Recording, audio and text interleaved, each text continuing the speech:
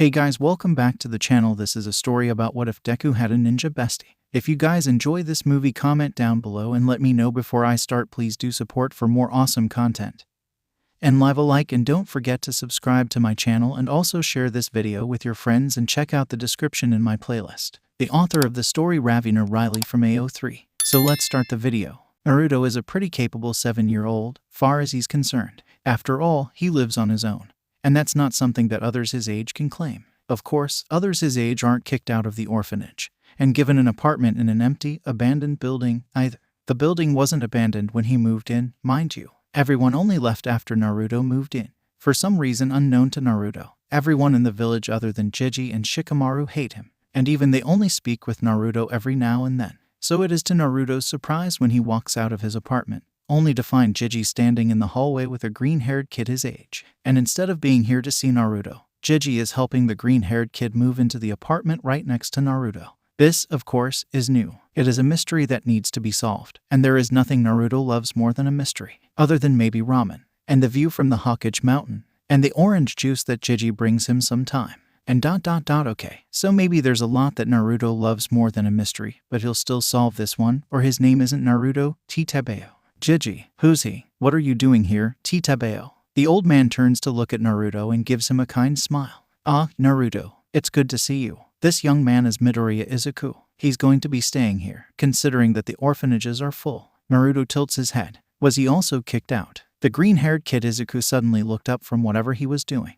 Wait, we can get kicked out. What do I need to do to stay? Noticing that this Izuku guy is acting weird, Naruto walks up to him, takes him by the shoulders, and shakes him. You're acting weird, 𝗀𝗵𝗄𝐽. Pointing a thumb at himself, Naruto introduces himself. I'm Uzumaki Naruto, 𝗬𝗵𝗄𝐽. I'm gonna become a super cool ninja. And then the best Hokage the village has seen. Izuku blinks up at him. I'm Midoriya Izuku. It's nice to meet you. What's a ninja? Naruto's mouth falls open. How could he not know what a ninja is? That's unforgivable. It should be a crime. Well, maybe not a crime. Not everyone can be as cool as him, after all. But if this guy doesn't know what ramen is, then Naruto will definitely call the ANBU people on him. They're these super cool people who go out and protect the village. And they can breathe fire and walk on walls and stuff. Mido guy wrinkles his nose. So I can't become a ninja then? What? Why not? You ...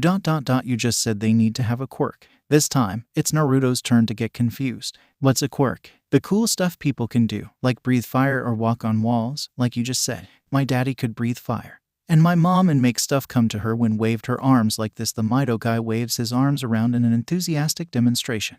But I can't do those stuff either. We learned to do that stuff at the Ninja Academy though, right Jiji? Naruto directs that last bit towards the Hokage, who chuckles and nods. These ninjas ... Are they like heroes? Midoriya tentatively asks. Naruto nods enthusiastically, because of course ninjas are heroes. They're all so cool and respected, and they go out to fight and keep everyone in the village safe. They are. The Yondaime Hokage is the coolest though. He's like the fastest ninja to ever exist. And apparently he beat the Kyuubi. Midoriya, despite not fully understanding what Naruto just said, has stars in his eyes. Well, I think I want to become a ninja too. I can't wait to breathe fire just like my dad used to.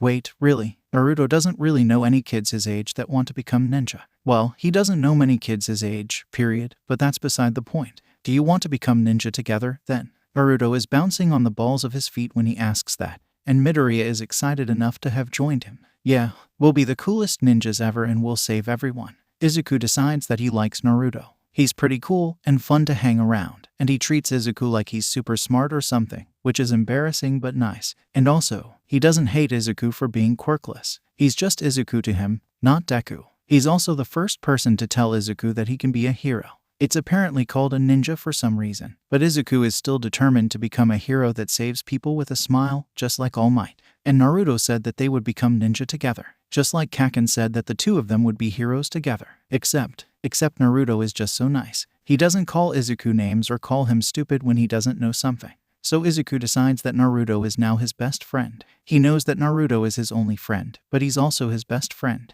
So, when school starts, Izuku notices how the teachers are treating Naruto. How they're treating him the same way his old teachers used to treat him. He notices how they're treating Naruto like he's quirkless, like he has a disgusting disease that they don't want to risk catching, even though Naruto is healthy. Izuku, more than anyone, knows what that's like. how teachers ignore, how they don't teach you properly, how they look at you like you're not worth the dirt under their feet. On one occasion, Izuku has even had someone tell these things to his face. So, he decides that he's going to help Naruto. If the teachers want to be mean and treat him badly, then Izuku will treat him nicely and try and help him with his homework. And if people treat Naruto's dream of becoming a ninja just like they treated Izuku's dream of being a hero, then Izuku is just going to have to believe in Naruto enough to make up for everyone else. Because Naruto believed in Izuku when no one else did. And far as Izuku is concerned, it's the least he can do in return. Besides, he wouldn't be much of a hero if he just ignored it. So, once classes were over, Izuku walks up to Naruto and asks him if he wants to study together. Naruto's eyes widen. "Me?" he asks, pointing a finger at his face. "MHMM. The stuff I was taught was different. I wanted to know if you wanted to study together. We could help each other." Izuku starts getting less and less confident the longer he speaks. How would he have been able to help Naruto with homework if he himself doesn't know it? He's never even heard of the elemental nations before, and now he's being taught about their history and stuff. He only knows the history of Japan. But it seems that Izuku was worrying over nothing, as usual, because Naruto lights up and shakes his head. "Course, you want to go train after we finish studying." "Why?" Izuku panted out. "Are we running so much?" Naruto, from where he is all the way down the street, turns around and runs back to where Izuku is collapsed, and pokes him with a stick he found. "Why are you taking a nap on the street? If you were that sleepy, we could have gone home." 𝗂𝗵𝗄,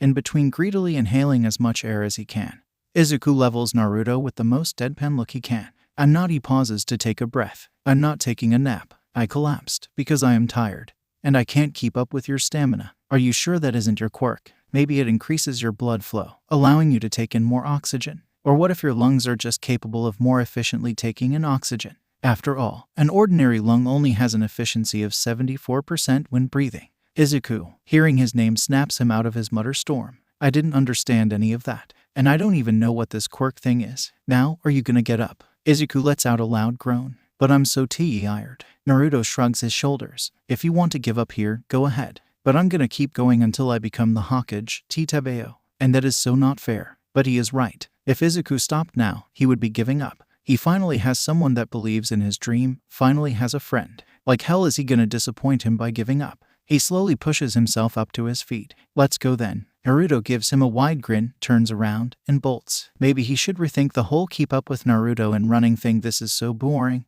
Naruto whines again. Izuku never thought to try and keep count, so he doesn't know how many times he's done it so far. Maybe he should keep a count next time. "Izuku, I am dying." Help. Izuku stops what he was doing and looks toward Naruto. "We only entered the library half an hour ago. We haven't even found books to read yet." "I know. We should just leave this place." 𝗂𝗵𝗄. "It sucks. Why don't we go get some ramen? I'll pay if we leave now." Izuku, still slightly upset over having to run so long the other day, and just a bit petty, smiles as innocently as he can manage. "But I thought you wanted to be a ninja. Are you giving up so soon?" And at that, Naruto instantly freezes and stays that way for a good few minutes. His face slowly morphs into a determined scowl, and he hops onto a chair. "Course I'm not giving up. That's just not my ninja way. I'm gonna kick this library's ass, then I'll become Hokage. You'll see. But first we need to become strong ninja." Isn't the Hokage supposed to be the strongest ninja in the village? Naruto, who had gotten down from the chair as quickly as he climbed it, nods along. "Like the fourth Hokage. Like the fourth Hokage." Izuku agrees. "But then why are we here? We should go train if I want to become a strong ninja." Izuku just stares at him, hoping that Naruto will realize what he just said. When it seems like he won't be having an epiphany anytime soon, Izuku decides to just explain. "Train what? Huh? What will you train? How will you train?" Naruto fumbles over his words, backed into a metaphorical corner and unsure of what to say. "I'll run and practice throwing kunai. But don't all cool and powerful ninja no jutsu." "Yeah, but we'll learn about that in the academy, right? We don't need to work right now." 𝗂𝗵𝗄. "Like I said, fine. Give up if you want. I'm going to go read up on ninja and chakra and jutsu and stuff. That way when we get to the academy, I'll know what to do and start learning cooler stuff." "Ooh, fine. But I didn't give up." 𝗂𝗵𝗄. Naruto grumbles. Naruto just stares at where Izuku is standing, scuffing his feet and wringing his hands at his front door. After a moment's silence, Naruto speaks up. "Aren't supposed to be like super smart or something?"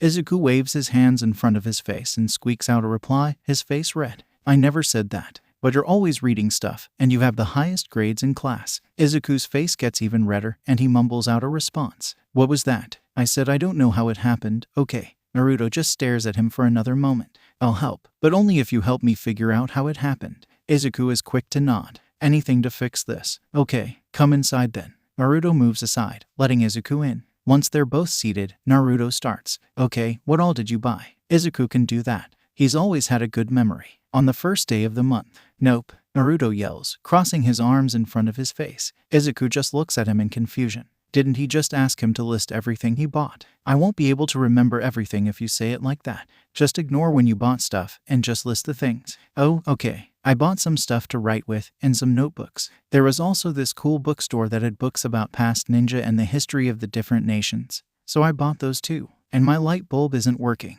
And I didn't know what to do about it, so I just bought a bunch of candles. Naruto nods along to what Izuku says and just continues to stare at him once he finished. He just keeps staring at him for a bit, and Izuku just sits there, squirming in his seat. And what? What else did you buy? Nothing. Wait, you bought nothing else. Izuku shakes his head. What about food? Did you buy food, 𝗂𝗵𝗄? When Izuku shakes his head, Naruto starts getting increasingly frantic. Did you buy clothes then? Or furniture? Maybe you bought coupons, or eat out at one of the weirdly clean restaurants. Izuku doesn't even have the time to shake his head. Naruto just moves on, listing things that he could have bought. Once he's done, the two of them just sit in silence for a few minutes. I'm taking care of your money from now on. Naruto is half glaring at Izuku, with his arms crossed. What? Why? Letting out a huff of breath, Naruto says you spent all this month's money on books and candles, Izuku. I'm keeping an eye on money from now. You can borrow some of my stuff for the month.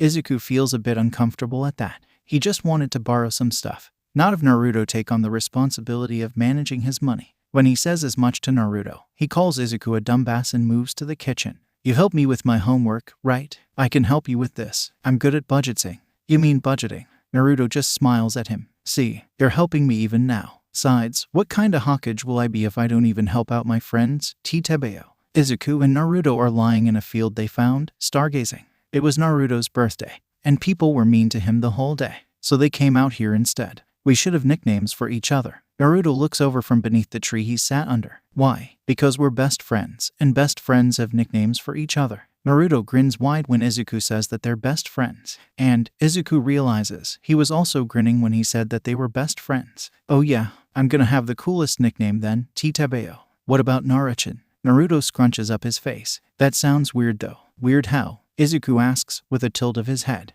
I dunno, just sounds weird. Okay, then how about Nachin? That's just the same thing as last time, 𝗂𝗵𝗄. Fine, I'll think up something different then. Izuku sits up to glare at Naruto, then goes back to thinking. Wait, I have a nickname for you. Zachin. I know it's kick-ass, 𝗂𝗵𝗄. No need to thank me. Izuku beams. That's what 𝐾𝐦 used to call him before he got his quirk. Neither of them could pronounce the other's name, and just called each other 𝐬𝗎 and 𝐸𝐻. What if I call you Tachin then? Like Naruto. Sounds good, 𝗂𝗵𝗄. Izuku promises to himself that he'll be good enough this time. He'll be strong enough that his best friend won't leave him again. Tachin. No, Tachin. No, Izuku. Naruto. Please. Just this once. No. Where'd you even find someone willing to sell you a replica of the Hokage Mountain, 𝗂𝗵𝗄? It's the guy that sells the weird masks, Izuku says, bouncing in place. You mean the guy that sold you a painted rock last month? Izuku immediately deflates and starts sulking. It's not his fault that he fell for that. How is he supposed to know what's possible and what's not in a place as weird as the elemental nations? He hears Naruto grumble from beside him. Boy, why are you upset? I'm the one getting dragged to the library. Izuku takes a deep breath. Naruto, he says, because he's heard this same thing so many times already. You are not being dragged to the library. You can go do something else if this is boring. Do what? I dunno, Tachin. Maybe you can give spying on the ninja another shot. We still don't know how to unlock chakra, even though it's supposed to be like, super important. Naruto pumps his fist. Yes, I'm gonna learn all their secrets, 𝗂𝗵𝗄. And then he's off before Izuku can get another word in. Not that he wanted to. At least now he can read that book on the structure of the Konohagakure sewer system without Naruto complaining.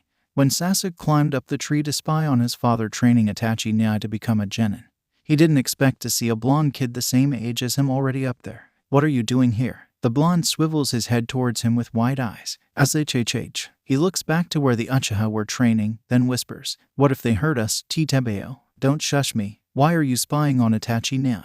I wanted to find out how we were supposed to use chakra. Thought I'd spy on some ninja to figure it out. Sasuke breaks out into a grin. Guess we thought alike then. Wait, you wanna be a ninja too? HN. I am. My name is Uchiha Sasuke. What's your name? I'm Uzumaki Naruto, 𝗀𝗵𝗄. It's nice to meet you. You want to train together? Excuse me, may I sit here? Izuku startles out of the book he was reading and sees a pink-haired girl pointing towards one of the free chairs at his table. Oh, sure. You're welcome to take it. She sets down her stack of books and starts reading. Izuku, being the curious soul he is, peeks over the table to try and figure out what book she's reading. He doesn't know anyone his age that like to spend time at the library as much as he does. Well, at least in Konoha. His neighbor, Seiichi-kun, used to love going to the library with Izuku before moving away. The pink-haired girl seems to notice his curiosity and tilts the book she was reading. I'm reading a book on the founding of Konoha. Is it nice? She nods. It's like super old, so it has stuff in it that the other books don't. That sounds pretty cool. Can I read it after you're done? She smiles at him. Sure. I'm Haruno Sakura, by the way. Nice meeting you. He stands on his chair to extend his hand across the table. Midoriya Izuku. Nice meeting you, Haruno-san. Zachin, open up. The door swings open to show a green-haired kid. What is it, Tachin? Uzumaki breaks into a wide grin. I found a new friend, 𝗀𝗵𝗄. Tachin turns to look at him then, Sasuke having gone unnoticed till now. Oh, hello. My name is Midoriya Izuku. It is nice to meet you, he says with a bow. Remembering his manners, Sasuke bows back. I am Uchiha Sasuke of the Uchiha clan. It is a pleasure to make your acquaintance. Why are the two of you talking so stuffy, 𝗀𝗵𝗄? Sasuke hears Midoriya-sensei before replying. Because it's polite, Tachin. 𝗲𝗏𝗏. Why won't this damn thing go straight? Calm down, Tachin. You can try it again. You'll get it eventually. Well, yeah, but it's annoying that I don't even know what I'm messing up, 𝗀𝗵𝗄. Sasuke speaks up. It's because you're holding the kunai wrong. You're supposed to hold it like this, with your thumb over your fingers, kinda like holding a hammer. Both Midoriya and Uzumaki try to mimic Sasuke, with varying levels of success. Is this correct, Uchiha-san? It is. Uzumaki still has the wrong stance though. How the hell do you even know all this, 𝗀𝗵𝗄? Sasuke shrugs. Itachi Nai taught me. Happy birthday, Izuku-kun. Happy birthday, Zachin. Izuku takes in his surroundings with bleary eyes from where he is at the door to the bedroom, tearing up the more he looks. Apparently his friends decided to break into his apartment and set up a banner and cake. Sasuke-kun is even wearing a party hat. Izuku launches towards them, dragging them into a hug, sobbing out thank you repeatedly. He hasn't had a birthday party in years. He didn't think he would have won this year, especially since his mom isn't here. When he feels Sasuke-kun and Tachin hug him back, he pulls them in closer. I hope I'm placed on the same team as you two, Sasuke panted out. All three of them were lying on the ground, exhausted from all the running and sparring. Coughing lightly, Izuku turns his head towards Sasuke. Team, Sasuke comes in response. Yeah, ninja work in teams. Apparently genin teams are allowed to stay together even after they're promoted if they're good enough. Naruto groans. Why do you always know this kinda stuff, 𝗀𝗵𝗄? Sasuke, despite his exhaustion, smiles. Itachi Nai. Of course, don't know why I expected anything else, Naruto replies with a scoff. Hearing that they'll be put on teams drove Izuku to go back to the library. It's so cool that all ninja work in teams. He wonders if there's any difference from hero teams, like the Flaming Sidekickers or the Wild Pussycats. He's already read a little bit about the 4 Hokage, and they all sound pretty cool, like heroes. He wants to know. The new notebook he bought for hero notes is so empty. He, of course, made sure to write down All Might's entry from memory. He also wrote in entries for the 4 Hokage, but that's far too little for how long he's been here. So he's set on trying to find any famous teams, and find the information he does. The Densetsu no Sannin, the 3 most legendary ninja to exist, each a force of nature and near unstoppable when together. Orochimaru, the Snake Sannin, known for his unparalleled ninjutsu skill and mastery of poisons, was able to summon snakes. Jiraiya, the Toad Sannin, known for being the only person to have ever mastered senjutsu outside of myths, was able to summon toads. Senju Tsunade, the Slug Sannin, best medic nin to ever exist, and has created a technique that gives her super strength, was able to summon slugs. They are also cool. He hopes that his team will be able to just as cool. Happy birthday, Sasuke-kun, is a statement echoed by both Izuku and Naruto. Sasuke just stands there at the edge of their clearing, staring at his 2 friends. Naruto walks closer to him, apparently having gotten bored of waiting for Sasuke's response. Here you go, Sasuke. I got you a tomato plant. I thank you. You're welcome, 𝗀𝗵𝗄. And here's my gift, Sasuke-kun. I got you a book on gardening. I still think getting him a book was boring, Zachin. Of course you do. You don't know how to read. Sasuke's smirk grows wide when he sees Naruto turn red, with the veins on his forehead bulging. I know how to read, you jerk. You damn brat. Naruto, from his place in an alley down the street, starts snickering. He turns to his partner. That was great, Sasuke. I never would have been able to pull that off on my own. I so would have been seen. Sasuke tilts his head. What did you even do, anyway? Leaning around the corner, Naruto starts snickering anew. I put a balloon filled with paint on top of the door. You were a great distraction, 𝗬𝗲𝗍𝐻. I mean, take a look at that guy. Sasuke leans over the corner as well, and immediately starts laughing, prompting Naruto to shush him. Be quiet. We don't want to get his attention. He'll definitely blame us, 𝗬𝗲𝗍𝐻. Naruto shoots up from where he's lying down, prompting Izuku and Sasuke to look at him. Guys, Naruto says frantically, we need to fix this. It's important. Izuku and Sasuke look at each other, then back at Naruto. Fix what? Sasuke, Naruto shouts, waving enthusiastically at where he's sitting. Sasuke replies in the most deadpan voice that Izuku heard. Thanks. Oh, shut up. I meant that you didn't have a nickname. I mean, the two of you are my best friends, and only 𝐬𝐻𝐭 has a nickname. Sasuke immediately wrinkles his nose. No thanks, I'm good. Oh, don't worry, I'll think of something real good. Sasuke turns towards Izuku and asks somewhat desperately, aren't you going to stop that idiot? Who are you calling an idiot? Izuku, who has by this point become fed up with his two friends having the same argument, butts in. 𝐻𝐻𝐭, just ignore him and think of a good nickname. Sasuke whips his head around so quick that Izuku was concerned he might have hurt his neck, and shoots him a betrayed look. Izuku just smiles back at him. Oh, I got it. What about 𝐬𝐻𝐭? Absolutely not. Fine. Then what about 𝐬𝐻𝐭? 'Cause you're always doing stuff. And it's also in your name. You know, I think we should have a hideout. That'd be pretty cool, 𝗬𝗲𝗍𝐻. Izuku blinks from his place on a tree branch and looks towards Naruto. What, like an agency? Like for when we're ninja? Yeah, it'll be our super secret hideout, 𝗬𝗲𝗍𝐻. We can put a training place and leave supplies and stuff. We can keep our pranking supplies and training gear there for now, and our ninja equipment later. We could also plan out our pranks from there, Izuku says, as he jumps onto a tree branch on a different tree, only barely keeping himself from falling over. Naruto looks towards where Sasuke is practicing throwing kunai. What do you think, 𝐬𝐻𝐭? You in? Sasuke pauses after he throws the kunai in his hand. 𝐻𝐻𝐭, long as it's a secret between the three of us. Itachi Nai doesn't have a secret hideout. He turns around to look at Naruto then. But if we make a hideout, it's going to be the best hideout to exist. You're not going to be doing it on your own. What? Why the hell not? I don't trust you to not make the hideout as stupid as you are. Naruto launches himself at Sasuke with a growl. Oh, I'll show you, stupid. Luckily for Sasuke, he dodges. Unfortunately, that only seems to annoy Naruto even more. Stay still, damn it. I'm gonna kick your ass when I get my hands on you. You have to catch me first, slowpoke. Sasuke retorts with a cackle, still running away. 𝗳𝗡𝐻, the White Fang of Konoha, a ninja of legendary caliber, rumored to have been stronger than the Sannin, and someone whose mere name was enough to terrify armies.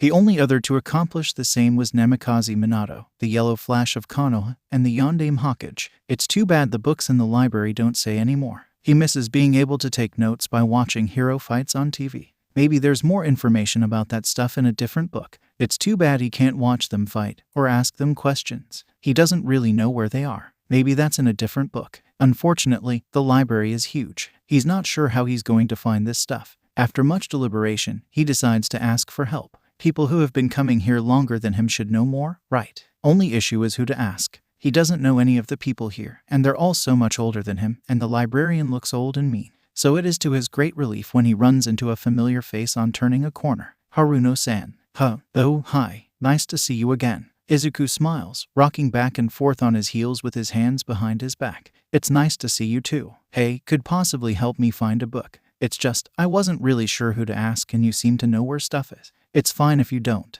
I can figure it out eventually. Sure, she replies with a grin. What are you looking for? Izuku lets out a sigh of relief. He was worried that she would hate him for annoying her. It's on the ninja. I was wondering if there's any more information on some of the cooler ninja I read about, like the Densetsu no Sannin or the White Fang of Konoha. She scrunches up her brows. I don't know. Haven't read any books like that. Shaking her head, she gives another smile. Should be fun to read. You mind if I read them once you're done? Sasuke feels his friends approach him and glances up from the scroll he was reading. Naruto collapses down next to Sasuke, leaning against the tree he sat under, with Izuku following suit soon after. What are you reading, 𝐬𝐻𝐭? I thought you said you were too busy to train with Naruto and I today. It's a scroll on the history of the Uchiha clan. Father gave it to me today. I'm apparently mature enough to start learning about it. So you cut our training so you could read. I swear, I'll never get you in 𝐬𝐻𝐭, 𝗬𝗲𝗍𝐻. Sasuke opens his mouth to speak, but Izuku speaks before he can. You just haven't found anything you find interesting, 𝐻𝐻𝐭. Right, Sasuke? 𝐻𝐻𝐭. I doubt the idiot will actually take interest in anything to do with reading. The moment those words leave his mouth, Sasuke feels as if he's made a mistake. He slowly turns to look at 𝐬𝐻𝐻, to find him staring back at him. 𝐬𝐻𝐻 slowly gives a large and open grin. "Oh, I guess we'll see, won't we?" The stain on his ceiling kind of looks like a butterfly. Butterflies are cool. They can just fly and hang around flowers all the time. Naruto wishes he can fly. That'd be so fun. Then he can just leave this and be free. "Come on, 𝐻𝐻𝐻. Stop brooding, you're almost done." Naruto whines in response. "But it's so boring. Who cares what some old guy did?" Nakatani-sensei, apparently, considering it's homework. Naruto lets out a groan and flops forwards to lie on his face. "Come on, Naruto. You know this stuff. Just finish writing it so we can go train. Sasuke's gonna be pissed that we're late." Senju Hashirama, also known as Hashirama of the Forest and the god of shinobi, the 𝐲𝐴𝐬 𝐒𝐴𝐻𝐿 and the founder of Konohagakure alongside Uchiha Madara. He was the only person in recorded history to ever have the Mokyuten bloodline. His brother, Senju Tabarama, known as the Byakko, or the Silver Storm of Konoha, became the 𝐻𝐻𝐻 Hokage following Hashirama's death. It seems that the 𝐻𝐻𝐻 was the one who founded most of the systems that are used not only in Konoha, but in most of the hidden villages. 𝐬𝐻𝐻 pauses reading and flips back in his notebook till he gets to the entry on the Sannin. The Slug Sannin is also a Senju, the only one out of the Sannin with a clan. Wonder if she was related to the 𝐲𝐴𝐬 and 𝐻𝐻𝐻. He makes a note in the margin to check later, then goes back to his book. But as soon as he reads the next line, his eyes widen in surprise, and he rereads it to make sure he isn't seeing things. But nope, it was still there, the letters popping out of the book as if taunting him in his lack of knowledge. Senju Hashirama was married to Uzumaki Mido of Uzashigakure. He looks around and gets up soon as he finds who he's looking for. "Sakura-chan, I was reading that old book on the founding of Konoha that you gave me. Thank you for that, by the way, and found something to look into. You want to help? Ooh, a new project. What are we trying to find?" "Anything about a village called Uzashigakure." Naruto was sitting in their clearing, planning out his next big prank where he releases bugs into the shop that sold him rotten food, when 𝐬𝐻𝐻 comes barreling in, barely holding onto the pile of scrolls he has. Sasuke, who was sitting across from him till now, helping him to perfect the prank so that he can't be blamed, gets up and moves to where 𝐬𝐻𝐻 is, Naruto following right on his heels. "Careful, 𝐬𝐻𝐻. What was with the rush anyway?" Sasuke asks, taking a few of the scrolls from his hands. Smiling at Sasuke in gratitude, 𝐬𝐻𝐻 replies, "I found some cool stuff at the library, and I just had to bring my notes here as quick as I could. You guys won't believe what I found. Especially you, 𝐻𝐻𝐻." He dumps the scrolls down in front of him and sits down with his legs in a W shape, then looks towards Naruto and Sasuke, gesturing them to sit down as well. Naruto cautiously takes a seat on the other side of the scrolls as 𝐬𝐻𝐻, because as curious as he is, he also knows to be careful around 𝐬𝐻𝐻's books if he doesn't want to somehow be convinced to read more boring books than he absolutely has to. 𝐬𝐻𝐻 clears his throat and opens one of the scrolls. "Okay, so you both know who the 𝐲𝐴𝐬 was, right? It was Senju Hashirama, 𝗊𝐵𝐻. Yeah, do either of you know who his wife was? Or what clan she was of? Or where she was from, even?" 𝐬𝐻𝐻 questions them, eyes the widest he's seen so far, and voice filled with excitement. Naruto shakes his head. They didn't learn much about the founding of the village yet. They're still teaching them about the Warring States period in school. 𝐬𝐻𝐻 was literally shaking. Whether from nerves or excitement was to be seen. Before either Sasuke or Naruto could ask him if he was alright, 𝐬𝐻𝐻 barrels on. 𝐬𝐻𝐻 recites the information with a wide grin, rocking back and forth where he's sitting. Her name was Uzumaki Mido of the Uzumaki clan, and she was from Uzashigakure, the village hidden in Edas. What? He has a clan, a family. He looks towards 𝐬𝐻𝐻, desperate for more information. "What?" he croaks out. "Where? Please?" He stops speaking, feeling like crying, feeling like throwing up, or punching something, or doing something because what is going on? He leans forward and curls in on himself, clutching at his chest. He can't breathe, and he wants to throw up and cry and just sleep. He's not sure what is going on and he wants it to stop because it hurts and he doesn't know where or why. Uchiha Sasuke, for all that he was surrounded by people growing up, was always lonely. People looked at him, and he was an Uchiha, or Itachi's brother, or Fugaku's son. Never Sasuke. No one's ever just seen Sasuke with the exception of Itachi now. That is, of course, until he met Naruto, and by extension, 𝐬𝐻𝐻. The two of them couldn't care less that he was from a founding clan, or about who his family is. To them, he was just their friend, and so he cares about them. He took the time to learn about them. He knows that 𝐬𝐻𝐻 has a muttering habit but flinches every time he notices it. Knows that he's not from High no Kuni. Knows that he's been as lonely as Sasuke has been. Knows that Naruto hides on top of the Yondame's statue head whenever he's upset. Knows that he's also lonely till he met 𝐬𝐻𝐻 and Sasuke. The point is, he knows his friends, so he feels his eyes widen the moment the words leave 𝐬𝐻𝐻's mouth. Naruto has always wanted to know more about his family, and his parents, and where he came from. He must be ecstatic right now. But then Naruto collapses to the floor sobbing, clutching, clawing, his chest, curled in on himself on the floor, shaking, and Sasuke is no longer certain he knows his friends as well as he thought. Why is he crying? What can he do to help? Is he hurt? Shaking off his confusion and concern, Sasuke reaches over to hopefully try and shake Naruto out of whatever's happening to him. Naruto flinches away from him, now a bit further away, and starts heaving. Sasuke can see blood on Naruto's shirt where he was clutching it, and on a second glance can see that Naruto's fingers have blood on their tips. Sasuke doesn't know what to do. His best friend suddenly got sick and seems hurt, but he doesn't know how, and he's actually injured and God says Naruto die. He keeps staring at Naruto helplessly, unsure of what to do next, what he can do next, until he starts seeing Naruto in slow motion. Out of the corner of his eyes, he sees that Izuku is panicking over Naruto. He takes a deep breath. If all three of them are panicking, he thinks with a sudden clarity, then there will be no one to help. After a moment of deliberation, he decides to sing the same lullaby his mom sings to him whenever he has a nightmare. This can't be that different from a nightmare, can it? He sits down and starts humming the beginning. Haruno Sakura had a happy life. She lives in a nice house, and she has pretty dresses and loving parents. She does. But she's often been alone. Her parents are real busy and leave her alone to do things on her own, but it isn't so bad. She learned so many cool things because of it. She knows how to cook and clean and wash the dishes and do the laundry and all the stuff adults are supposed to know. She's all grown up, so it's fine that they're not there. And she gets bullied at school because of her big forehead. And that isn't really nice, but it's fine. She spends most of her time in the library anyway, and it's not like she'll run into bullies there. And she's learned so many things and read so many books now. It's just, she really wishes she had a friend, 'cause sometimes she is so sad and lonely when she goes home to her empty house. And then one day, she did make a friend. His name was Midoriya Izuku, and he had weird green hair and liked books and reading as much as she does, and he keeps asking her for help and advice. And he's never once made fun of her for her forehead, either. So when she sees him walk into the library while talking to a blonde guy their age, she feels her heart drop. Of course he would have other friends, and now he's going to stop talking to her because he has someone else to hang out with. But before her thoughts could get any more self-deprecating, Izuku turns towards her, flashes her a bright smile, and makes his way towards her, dragging the blonde behind him all the while. Hey, Sakura-chan, how are you doing? This is Uzumaki Naruto. Tachan, this is Haruno Sakura. She's super smart. She knows so much stuff. Sakura blushes at his words. She's not that smart. Whoa, really?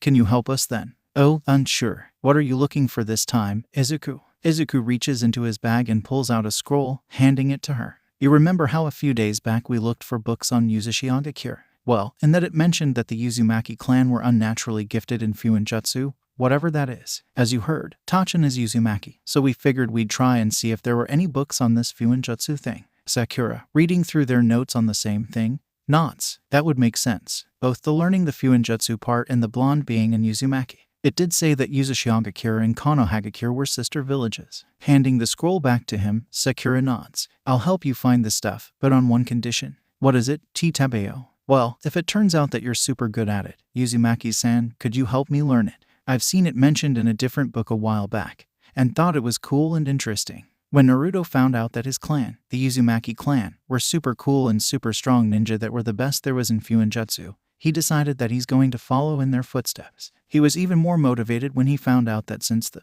downfall of his clan, seal masters have virtually gone extinct, meaning no one will be able to figure out his techniques. So here he is, sitting at the library with Tachan and Sakura, reading through stacks of Fuinjutsu books and scrolls. They weren't able to find anything that actually taught Fuinjutsu, but they were able to find a lot of books talking about the theory and stuff. Naruto expected that he'd have to try his best to focus and not get bored immediately. But that was, surprisingly, unnecessary. It just kind of makes sense. Fuinjutsu is apparently just a very, very complicated language, with each part of a seal adding up to a whole. Every stroke, symbol, and letter coming together to form a sentence, a command. Of course the symbol for beetle and the kanji for life shouldn't be put together using a downward curve. That's how you get giant killer beetles. That's just common sense. Shaking his head, Naruto gets back to reading the book filled with theory. He still has a couple of books filled with the history of 𝐬𝐸 and the Uzumaki clan left, and he wants to get through those as soon as possible. For years, Kakashi has known that he was an omen, a harbinger of death. He's not sure when he realized it. Maybe when he was 4 and stumbled upon his father's corpse, or when he was older, when Obito died because of his selfishness, or even when he shoved his hand through Rin's chest. But the event that solidified his opinion was the death of his mom and dad Sensei and Kushina. As much as he pretends otherwise, Kakashi is still one of the best ninja alive, a borderline S-rank ninja by the age of 21. So he knows what people call him and he knows it's true. He's the only shinobi where his own friends' allies are as scared of him as his enemies are. To his enemies, he's Kakashi of the Sharingan, or the infamous copy ninja, or on rare occasions, the son of the White Fang. But in the village, he's known as Friend Killer Kakashi. He's feared as much as he was respected, hated as much as he was liked, and Kakashi's made peace with that. So he's a bit surprised when a tiny, blonde human runs towards him and greets him with a blinding smile. "Hi, you look kinda sad, you okay?" Kakashi looks at his little brother, the kid he's not allowed to initiate contact with, sparkling eyes identical to his dad the Yondaime Hokage, and a bubbly personality near identical to his mom Kushina, and feels something inside of him snap. "Ma, I'm fine, Brett. What are you doing here at noon anyway? Aren't you supposed to be in school right now?" Naruto puffs up his cheeks and tries to level Kakashi with a glare. "I am, but it's so boring. And it rained the other day, so I just had to be out. I mean, look at what I found, 𝗂𝗧𝗪." Naruto gasps, his eyes widening. "Wait, I have an idea. Give me your hand." Amused at his antics and delighted at finally interacting with his little brother, Kakashi stretches his hand down into Naruto's reach. Naruto immediately plops a frog into Kakashi's hand. Kakashi looks at the frog. The frog looks back. The thing looks about as confused as Kakashi is feeling right about now. "What's this? A friend?" Naruto beams. Kakashi nods. "I'll cherish it." And for once, he means it. His kid brother Sensei's son gave him a frog to take care of. And Kakashi is nothing if not dedicated to the mission. He will see this through. Naruto's beaming smile grows a bit subdued and shy. Do you want to help me catch more of them? They always show up when it rains, and they're pretty cool, 𝗂𝗧𝗪. Kakashi looks at the pup in front of him, at the only family he has left, and comes to a decision. He is Kakashi of the 𝐻𝐸t𝐸 clan, a clan of wolves, of loyalty, of family. If anyone tries to take away his pup from him, may God have mercy on their soul, for he sure won't. "Sure thing, Brad. Lead the way." "Hey, you two. I've been thinking."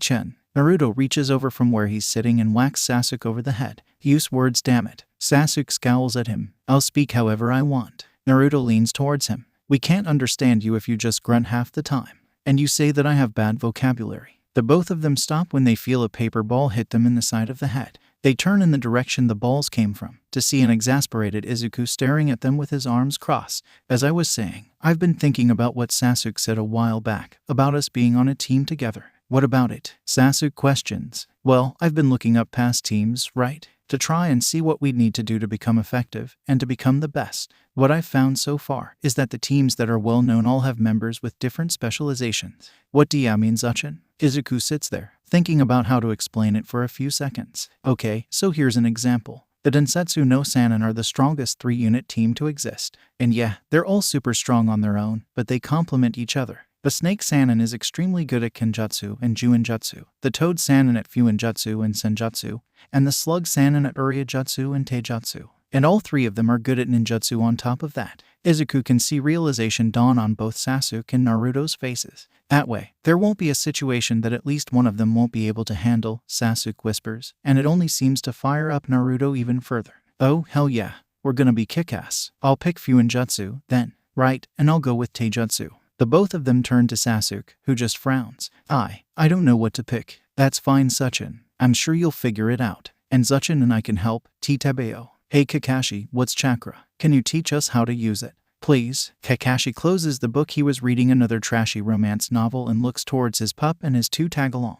"All right, fine. Sit down, brats." The three immediately and eagerly follow his instructions. If only genin cells were this obedient, Kakashi thinks. He closes his eyes and thinks of how to explain this. Chakra is something that every living creature has. But to use it for jutsu, you need to train your body to make more of it than the small amount that keeps you alive. You have yin chakra, the spiritual or mental aspect. It's the half of chakra that defines who you are as a person, a representation of your mind, of your soul. The other half is yang chakra, the physical aspects of chakra, the tangibility, the strength, stamina, speed, that sort of thing. When he opens his eyes, it's to the sight of Naruto and the Uchiha listening with rapt attention, while the green-haired brat was taking notes. Where did he even get that notebook from? "Kakashi-san, you mentioned that we will need to make more of it before we can use chakra for anything other than staying alive. How would we go about it? Also, does this mean animals can, theoretically, use jutsu?" "The bookworm, huh? Ma, I was getting to that, broccoli-kun."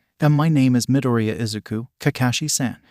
You say something. And never mind. Is Kakashi being an asshole to a kid? Yes, he is. Is it hilarious? The answer to this was also yes. Anyway, as I was saying, you make this hand sign, Kakashi says, gesturing with his chin towards his hands which were doing the hand sign.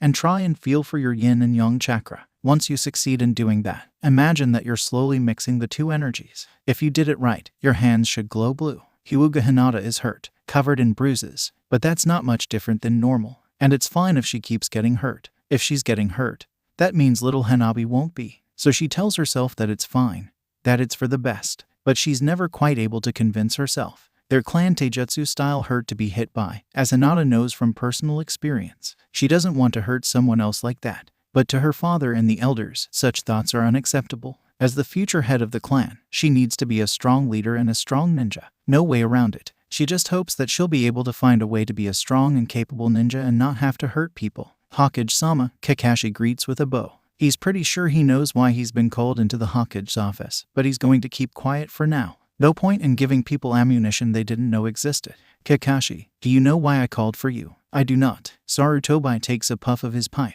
Out of everyone, you were the last one I expected this from. Kakashi just stands there, staring at his 𝐲𝐻 with his one visible eye. Treason, Kakashi. 𝗧𝗪𝗪 asks with a shake of his head. You've been taking too many missions. You've been acting out due to stress. It's fine, just make sure not to repeat this, and we can all move this little fiasco. Kakashi straightens immediately. May I know how, exactly, I've committed treason? Kakashi chirps, leveling him with a flat stare. 𝗧𝗪𝗪 replies. No one connected to Minato was allowed to contact young Naruto. You know I decreed that. Kakashi lets out a small giggle. When he looks at 𝗧𝗪𝗪's confused face, he starts chuckling. He lets out a full-blown cackle when he can smell the 𝐲𝐻's discomfort. Do you truly hate your village that much, 𝐲𝐻-sama? He stalks forward and leans on the desk. I am 𝐷𝗡𝐻 Kakashi of the 𝐷𝗡𝐻 clan, son of the White Fang and student of the Yellow Flash. I was an S-rank ninja when I was still a teenager. I was one of the strongest ninja this village has ever produced when I was lost and broken, when I was hoping that an enemy would get lucky and kill me.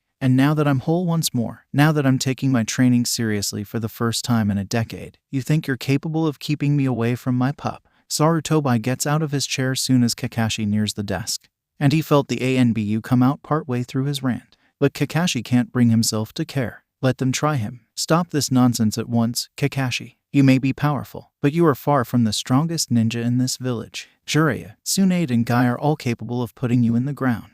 And don't forget, the 𝐲𝐻 is the strongest ninja in the village. Why, those are some fascinating examples, 𝐲𝐻-sama. Kakashi crows. You have, in order, Naruto's godfather who was just as upset as I was about your law, Naruto's only living family, and my best friend. And if you think you're still the strongest in the village, your age must be catching up to you. You haven't been in a fight in decades. Fucking try me. Kakashi stares at 𝗧𝗪𝗪, never once breaking eye contact the whole time he's been speaking. Eventually, 𝗧𝗪𝗪 sighs. Fine, you can stay in contact with him. However, if I find out that you break any more laws, I will mark you as a missing nin. Understood, 𝐲𝐻-sama. 𝗍𝗎𝐻. Unlike Konohagakure, wasn't a ninja village or a hidden village. It was a clan village, which is apparently a village consisting solely of a single clan. This, Naruto does remember. They covered it in history class when talking about the Warring States period. Villages used to be made solely of a clan because they didn't trust each other. When the hidden villages were made, some clans stayed in their villages, so clan villages do still exist, though they are rare. When Naruto asked Sakura if she knew about any other clan villages, he got a lecture about Chigakure and the Kaioru clan for longer than he wanted. He was going to interrupt her and ask her to stop, but she looked so excited talking about it that Naruto would have felt bad, so he sat through the entire thing. He shudders, remembering how boring and how long it was. And it seems that the fall of 𝗍𝗎𝐻 is why Konoha is considered the strongest of the 5 great villages. Kirigakure, Iwagakure and Kimagakure ganged up to attack 𝗍𝗎𝐻, and they were successful at destroying the village, but they in turn lost a majority of their forces, causing Konoha and Suna to be the strongest by default. Whoa, Naruto says, 𝗍𝗎𝐻 must have been pretty cool if they beat up those many enemies at the same time. Jiraiya-sen and I have decided to tell the 𝐲𝐻 to go fuck himself. I am staying with my brother. Please reply if you would like to speak to the pup. I would also appreciate it if you could bring Tsunade back to the village. I need some medical advice. And after the last argument I had with the 𝐲𝐻 where I threatened to kill both him and the village if he kept me away from my brother, I don't trust him to not try and pull something if I go to one of his medics. 𝐷𝗡𝐻 Kakashi. P.S. Your latest book was wonderful. and I look forward to the next one. 𝐀𝐦 and Hero's Kun's story was beautiful to read, though it was a tad bit cruel to kill off 𝐀𝐦 at the end. You're trapped. Now you gotta show us. It seems you've succeeded in trapping him. Naruto turned around and shot him a smile. We sure did. His eyes then widen, and he looks beneath him, where Kakashi is lying, Naruto, Izuku and Sasuke sitting on top of him. He whirls around again, and there he is, a second Kakashi. Oh come on, we had you, 𝗂𝗵𝗄. Ma, you were nowhere close. On seeing 3 pouts directed at him, Kakashi quickly rectifies his statement. But you 3 did a good job nonetheless. Guess I can show you, he mutters at the end. He goes through hand signs. Boar, dog, bird, monkey, ram. He pricks his fingers to get a drop of blood and slams his hand on the ground. His blood glows and writhes on the ground, forming a seal around him. Kuchiyos no Jutsu. A puff of smoke appears in front of Kakashi. Once it dissipates, 2 dogs in ninja clothes are visible. What's the matter, Kakashi? Why'd you summon us? In the background, Kakashi hears a whoa. A talking dog. That's friggin' awesome, 𝗂𝗵𝗄. And smiles. Pakun. This is Uzumaki Naruto and his friends, Uchiha Sasuke and Midoriya Izuku. Brats, these are my partners in Ninken, Pakun and Bull. The sound of a chest hitting the floor resounds around the room, dust floating about from the movement. Let's see, it's gotta be here somewhere. Kakashi hesitantly opens the chest. Going through the stuff he has left of his father probably isn't the best idea, but need trumps one. Kakashi has the weight of his parents' legacy on his shoulders. He can't do anything about Kushina's or Sensei's legacy other than protect their son. He can't be the next Yellow Flash or the next Red Death, but there is one legacy he can carry. There it is, the White Light Chakra Saber. He can carry on the legacy of the White Fang. And he's going to remind the world exactly why you don't fuck with a headaches pack. He walks into the bar, looking around to see if his target was there. This is the 5th town he's checking, and he's starting to get a bit annoyed. It's not like his contacts to be wrong so frequently, but he supposes that his target was far from ordinary. Luckily for him, he does spot her at a table in the back. He walks over, trying to appear as serious and polite as he can manage. When he nears her, she looks up and lifts a bottle of booze to point at him. Raya, fuck do you want? 𝐶𝐚 slurs out. Jiraiya slides into the seat opposite her, giving a nod to 𝐶𝐚's apprentice, Shizune, and their pet pig Ton.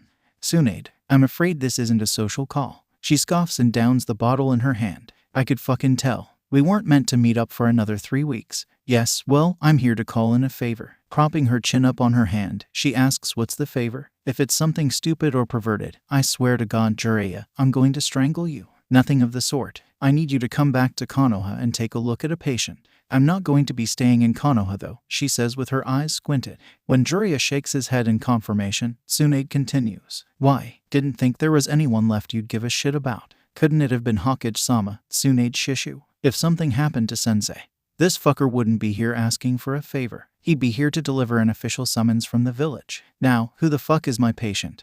And what's the situation? Haddock Kakashi, Sekumo's brat. She asks with wide eyes. The fuck's wrong with him? Jiraiya quietly hands over the letter Kakashi sent him. He was rather surprised when he got a letter from Kakashi, but not as surprised as he was when he actually read the damn thing. For the past few years, Jiraiya told himself that it was alright for him to leave his godson alone in the village, that he doesn't need to be there yet, that he can better protect him from out here. But he was just running away from responsibility, running away from commitments, running away from the baby that looked so much like Kushina, looked so much like little Minato, that it hurt. But hearing that Kakashi, the one person who was hurt more than Jiraiya by Minato's death, the kid that was in shambles and pieces last he saw him, decided to be there for Naruto, that was definitely a push for Jiraiya. He's gonna go back to Konoha, and he's going to make sure Naruto knows that he has family left. When the fuck did Sekumo get a second kid? And good on the brat for standing up for himself, I guess. Kid has backbone if he told Sensei to go fuck himself, she says, shivering at the end. Sekumo didn't get a second kid. What are you talking about, Suna? Shooting him a puzzled look, 𝐶𝐚 points to the letter he gave her. Kakashi said something about a little brother. What the fuck else would I be talking about? It takes a minute for Jiraiya to figure out what's wrong. 𝐶𝐚 hasn't stepped foot in the village in years. Of course she wouldn't know the details of its people's personal lives.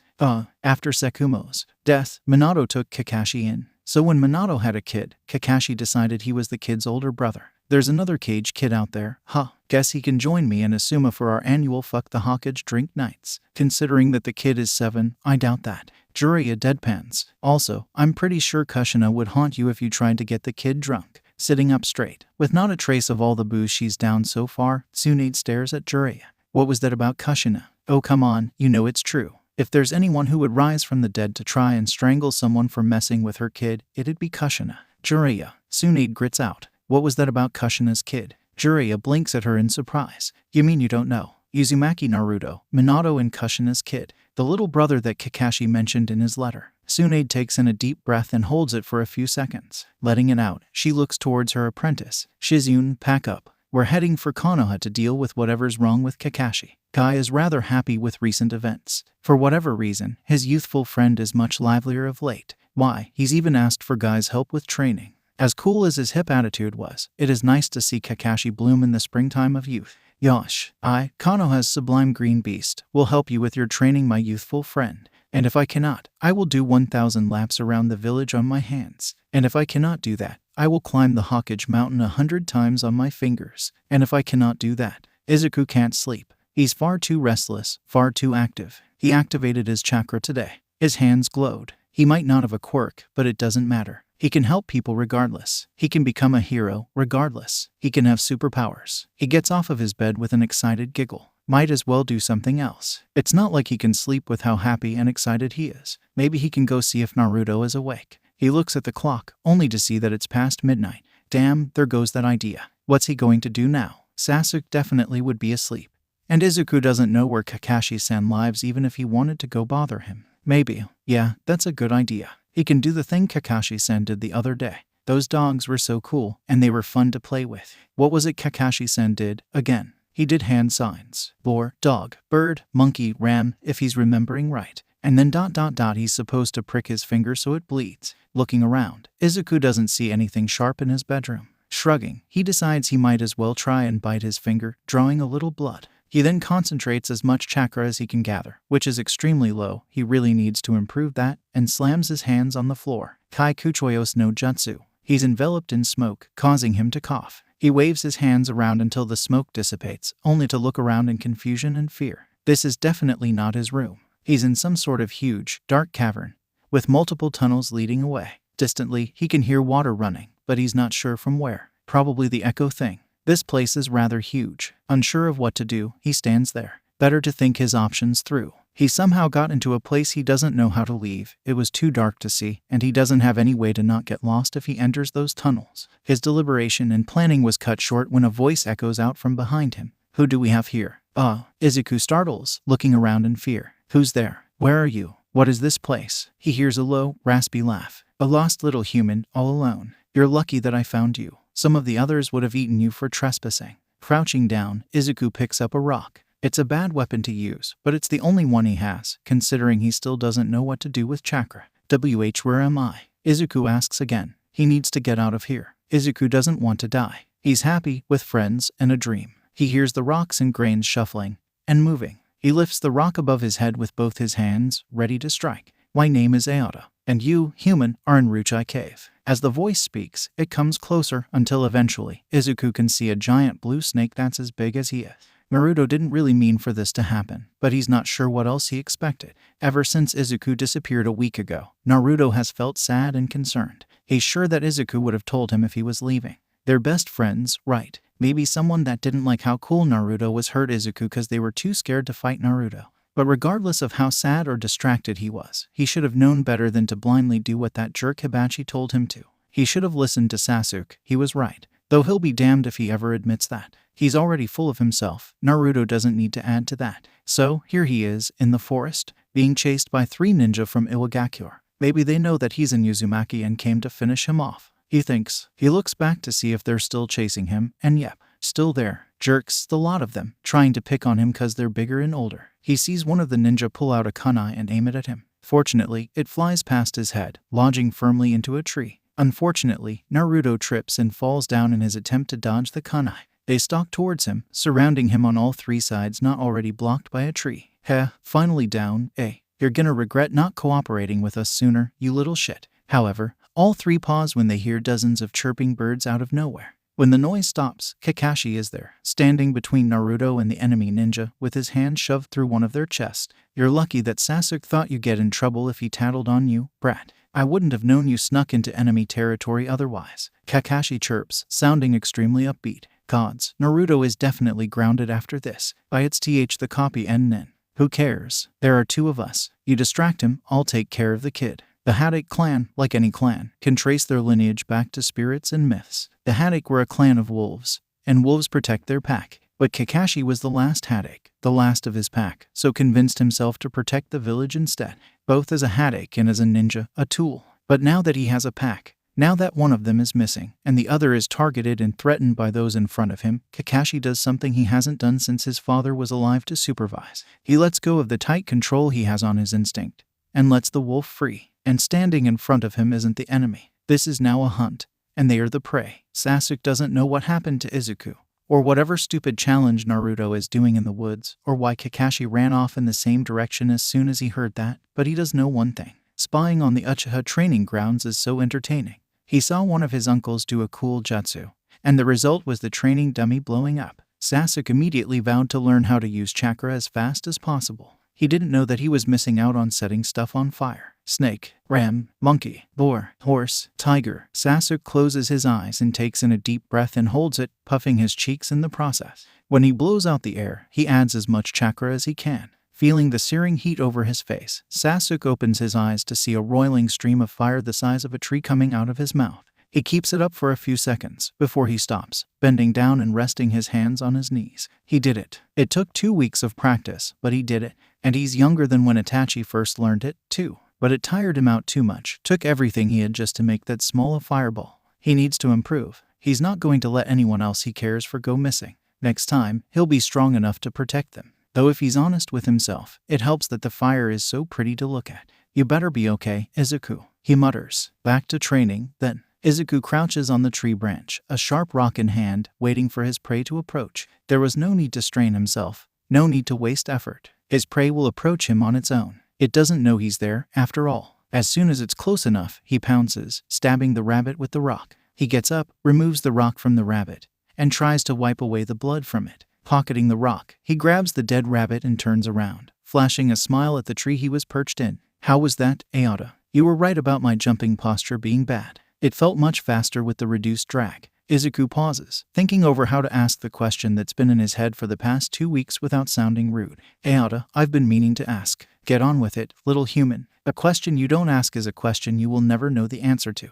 The only bad shot is the one you don't take, after all. Right, I was wondering why you're helping me. When we met, you said that one of the others would have eaten me. Why didn't you? Is it a moral thing? Or maybe you don't like the taste of humans. Do you know, human, how you ended up in 𝗏𝗏𝐺 cave? Unbothered non sequitur, Izuku answered. No, I don't. Though I did appear in the same smoke the Kakashi-san's dogs showed up in. And I showed up in 𝗏𝗏𝐺 cave right after I did the hand signs for summoning. So, I assume that it has something to do with that. Good, Ayada hissed. When a human without a summoning contract does the summoning jutsu, they are dragged into the realm of the summons they are suited best for. Since you were brought to 𝗏𝗏𝐺 cave, it means that you are someone best suited with the snakes. I can see why, given how sharp you are. Izuku chews that over in his head. So, he starts. You saved me because you thought we'd have a connection. Partially. My father is the leader of the snakes, Manda. He was someone I had great admiration and respect for. He was a great and strong leader. Recently, however, he's been anything but. He's demented, eating or killing anything and anyone that is so much as visible, even other snakes. I helped you out of the cave,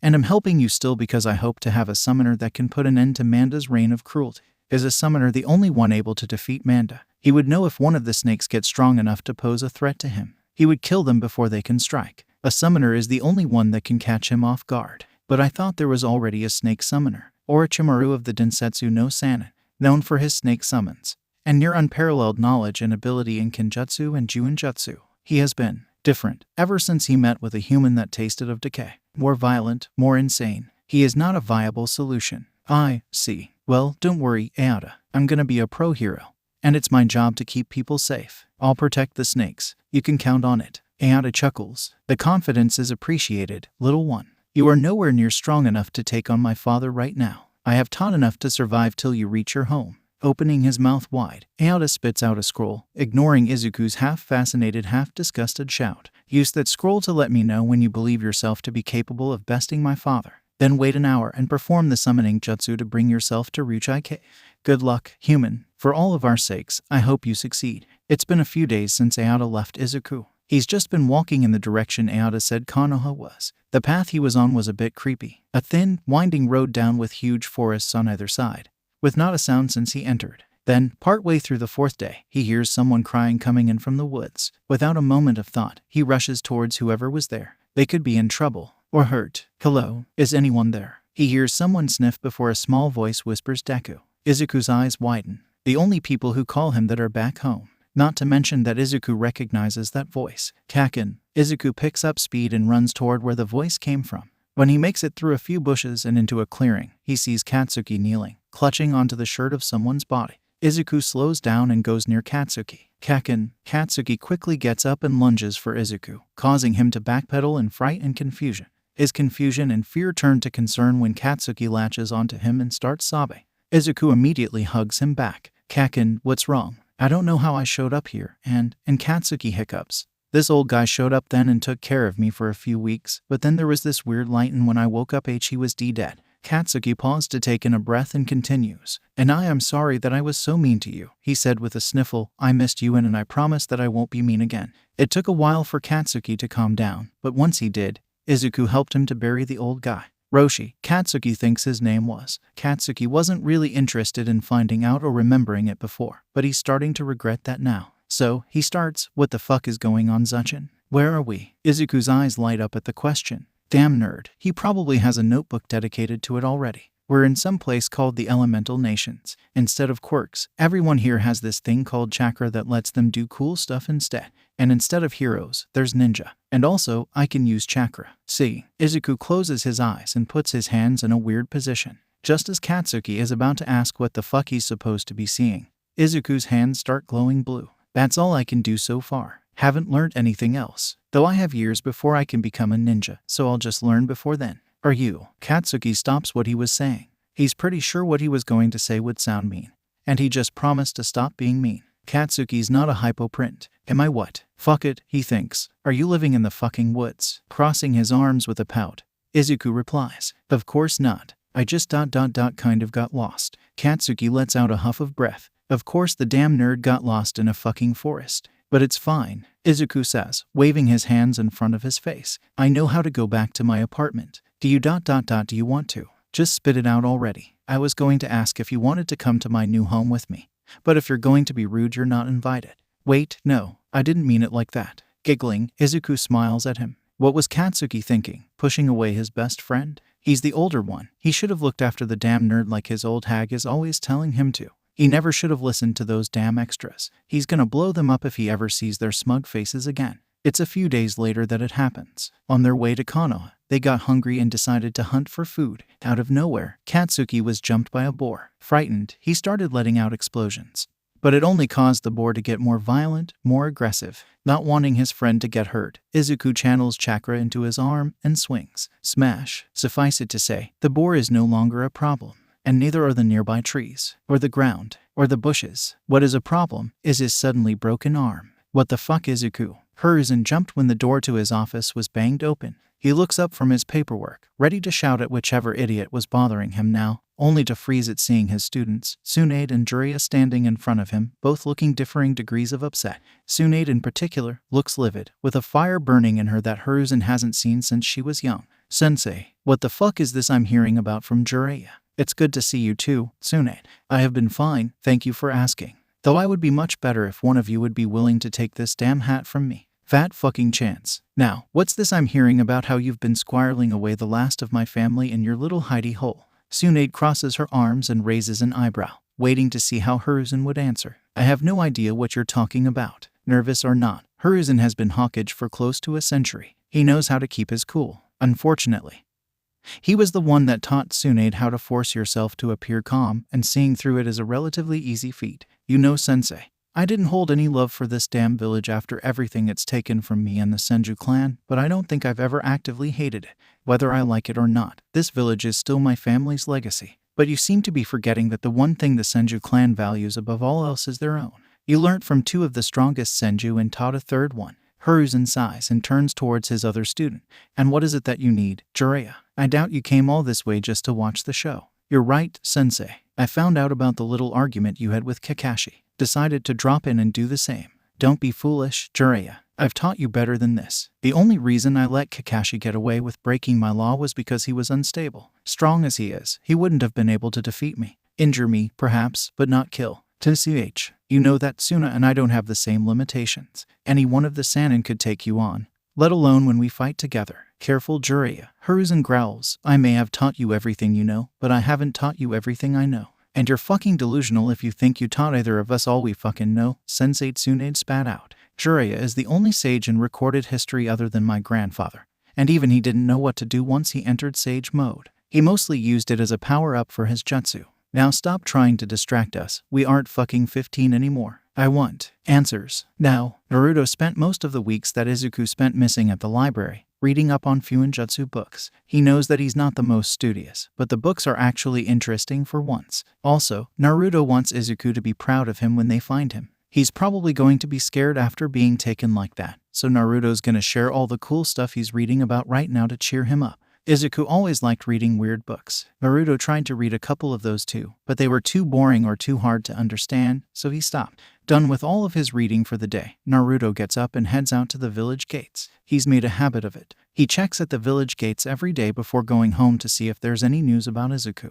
When he gets there today, he's ecstatic, because there he is, Izuku, saying something to the gate guards, gesturing wildly all the while. He's about to shout his name when he stops in confusion, because standing next to Izuku is a grumpy-looking blonde kid that feels kinda familiar for some reason. Shrugging, Naruto continues what he was about to do. ZUCHAN, you're back. Izuku whirls around, a wide grin on his face. Tachin, I missed you. Naruto tackles Izuku, getting a pained shout in return. Naruto quickly releases him to see what was wrong and notices that his right arm is in a really bad cast made of sticks and leaves. The hell happened to your arm? It looks really bad. 𝗂𝗵𝗄. Oi Izuku, who the fuck's puppy-looking kid? Without batting an eye, Izuku reaches over with his left hand and whacks him over the back of his head. Be nice, Kakin. This is Uzumaki Naruto, my best friend, with practice gained from years of exposure to the blonde menace. Izuku ignores Katsuki's offended expression and continues. Tachin, this is Bakugo Katsuki, my annoying older brother. Naruto sticks his hand out. It's nice to meet you, 𝗂𝗵𝗄.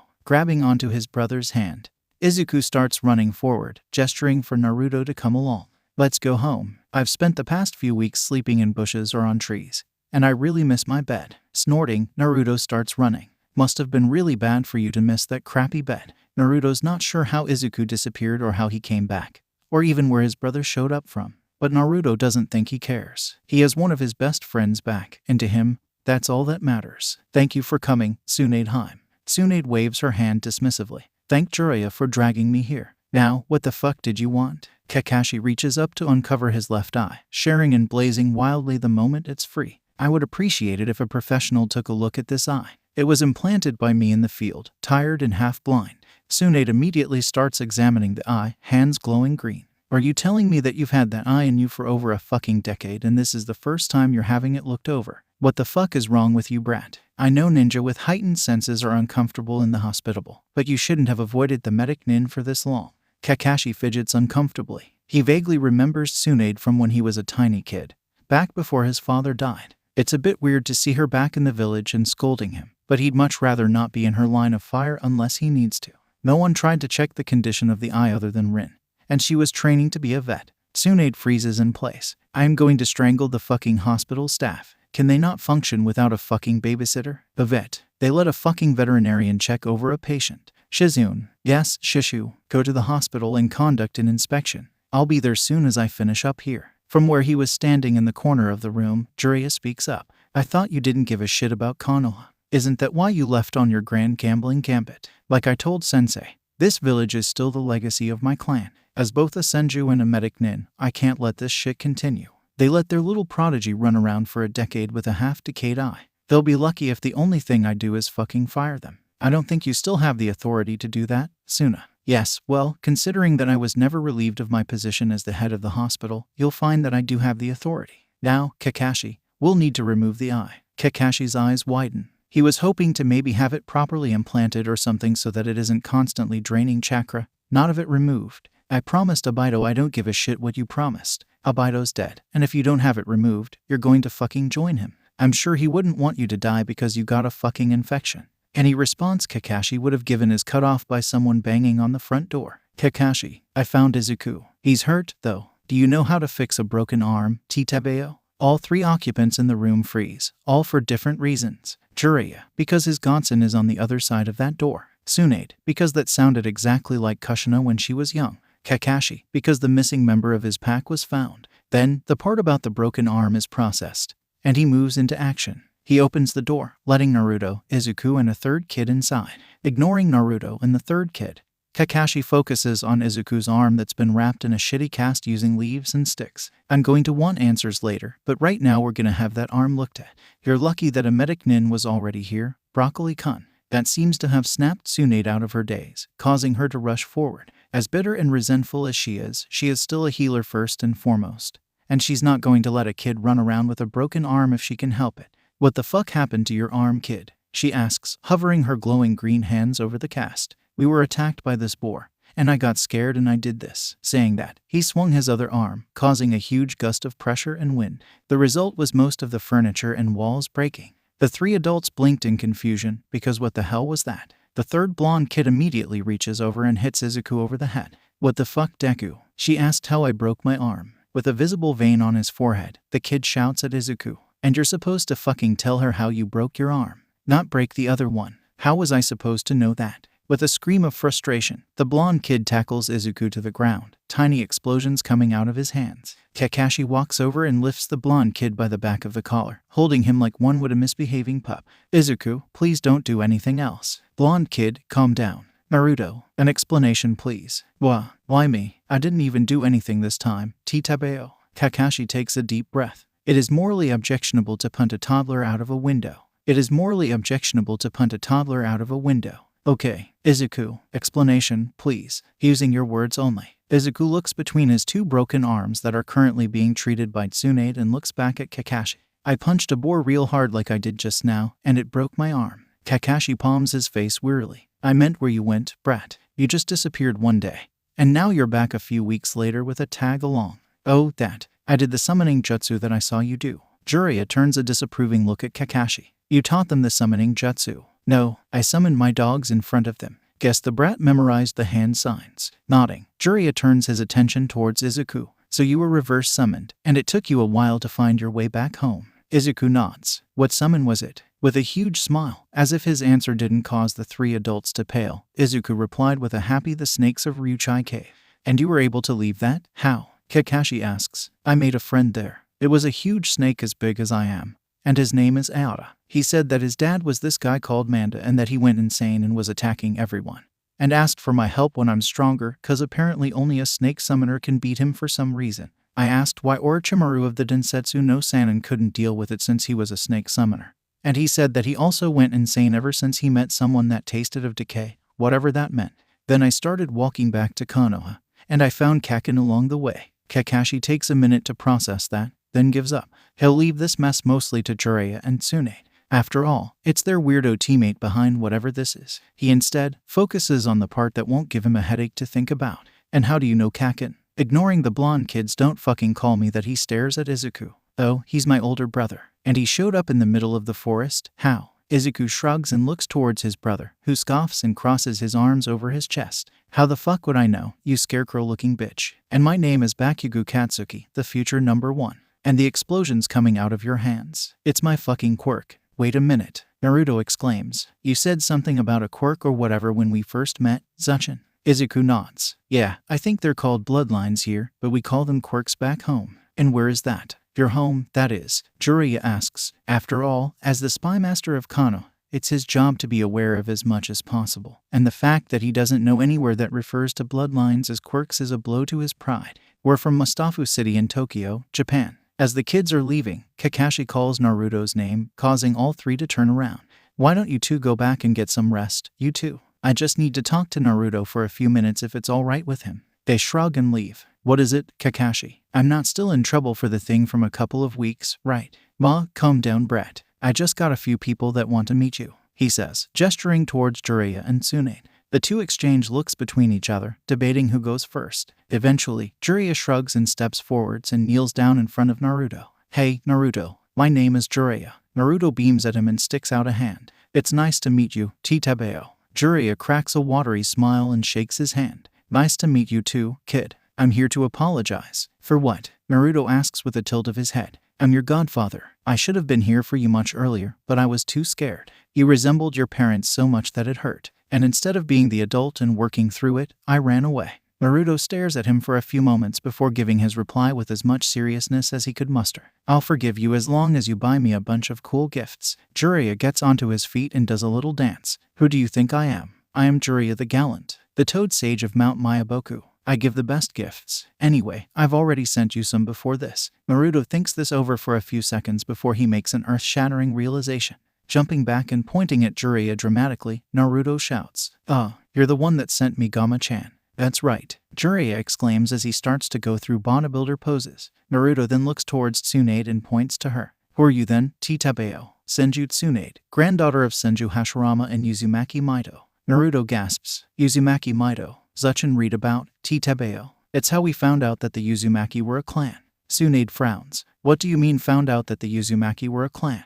I thought that someone would have at least told you of that, even if your parents' identities are a secret. Wait, you know who my parents are? Didn't you hear me say that it was a secret? Tsunade dryly asks, why is it a secret? Kakashi decides that now is a good time to step in. Your parents were powerful people with a lot of enemies. 𝐽𝐻𝐸 has decided to make your parents' identities a secret to keep you safe. Wah, but Ginji always said he didn't know my parents. Sasuke did not expect Naruto to barge into his training and drag him to his apartment with no explanation. But considering how weirdly serious he looked, Sasuke didn't do much more than grumble. When they reach Naruto's apartment, he walks past it and knocks on Izuku's door. What the hell is the idiot doing? Izuku's been missing for ages. But much to his surprise, the door is opened by none other than Izuku. Hi, Tachin. Hi, Suchin. Giving him a nod, Naruto drags Sasuke past Izuku and into the apartment. Fuck are you doing here, you puppy bastard? The new voice startles Sasuke. Sasuke. This is Izuku's older brother Katsuki. Katsuki. This is our friend Sasuke. He turns towards Izuku. Zuchin, can you help me with something? Can Kakin stay? Naruto shrugs and sits down. Unable to hold it in any longer, Sasuke questions Naruto. What the hell is this about, dumbass? Apparently a bunch of the adults know who my parents are, but they can't tell me because Ginji made that illegal. Are either of you up for sneaking into Ginji's office to try and see if there's anything about my parents there? Who the fuck is Ginji? The village leader and strongest ninja, Kakin. Izuku absently replies. He's the one that gave me this apartment. They're all silent for a few minutes, a silence that is broken by Izuku. Oh, I got it. He turns a huge, sharp smile towards Naruto. You need to prank as many people as you possibly can. When we're sneaking into the Hawkage's office, we'll take some pranking supplies with us. That way if we're caught, they'll just think we were trying to play a prank. Sasuke chimes in then. There will be people in the Hawkage's office, first and foremost, the Hawkage himself. Yes, Izuku replies.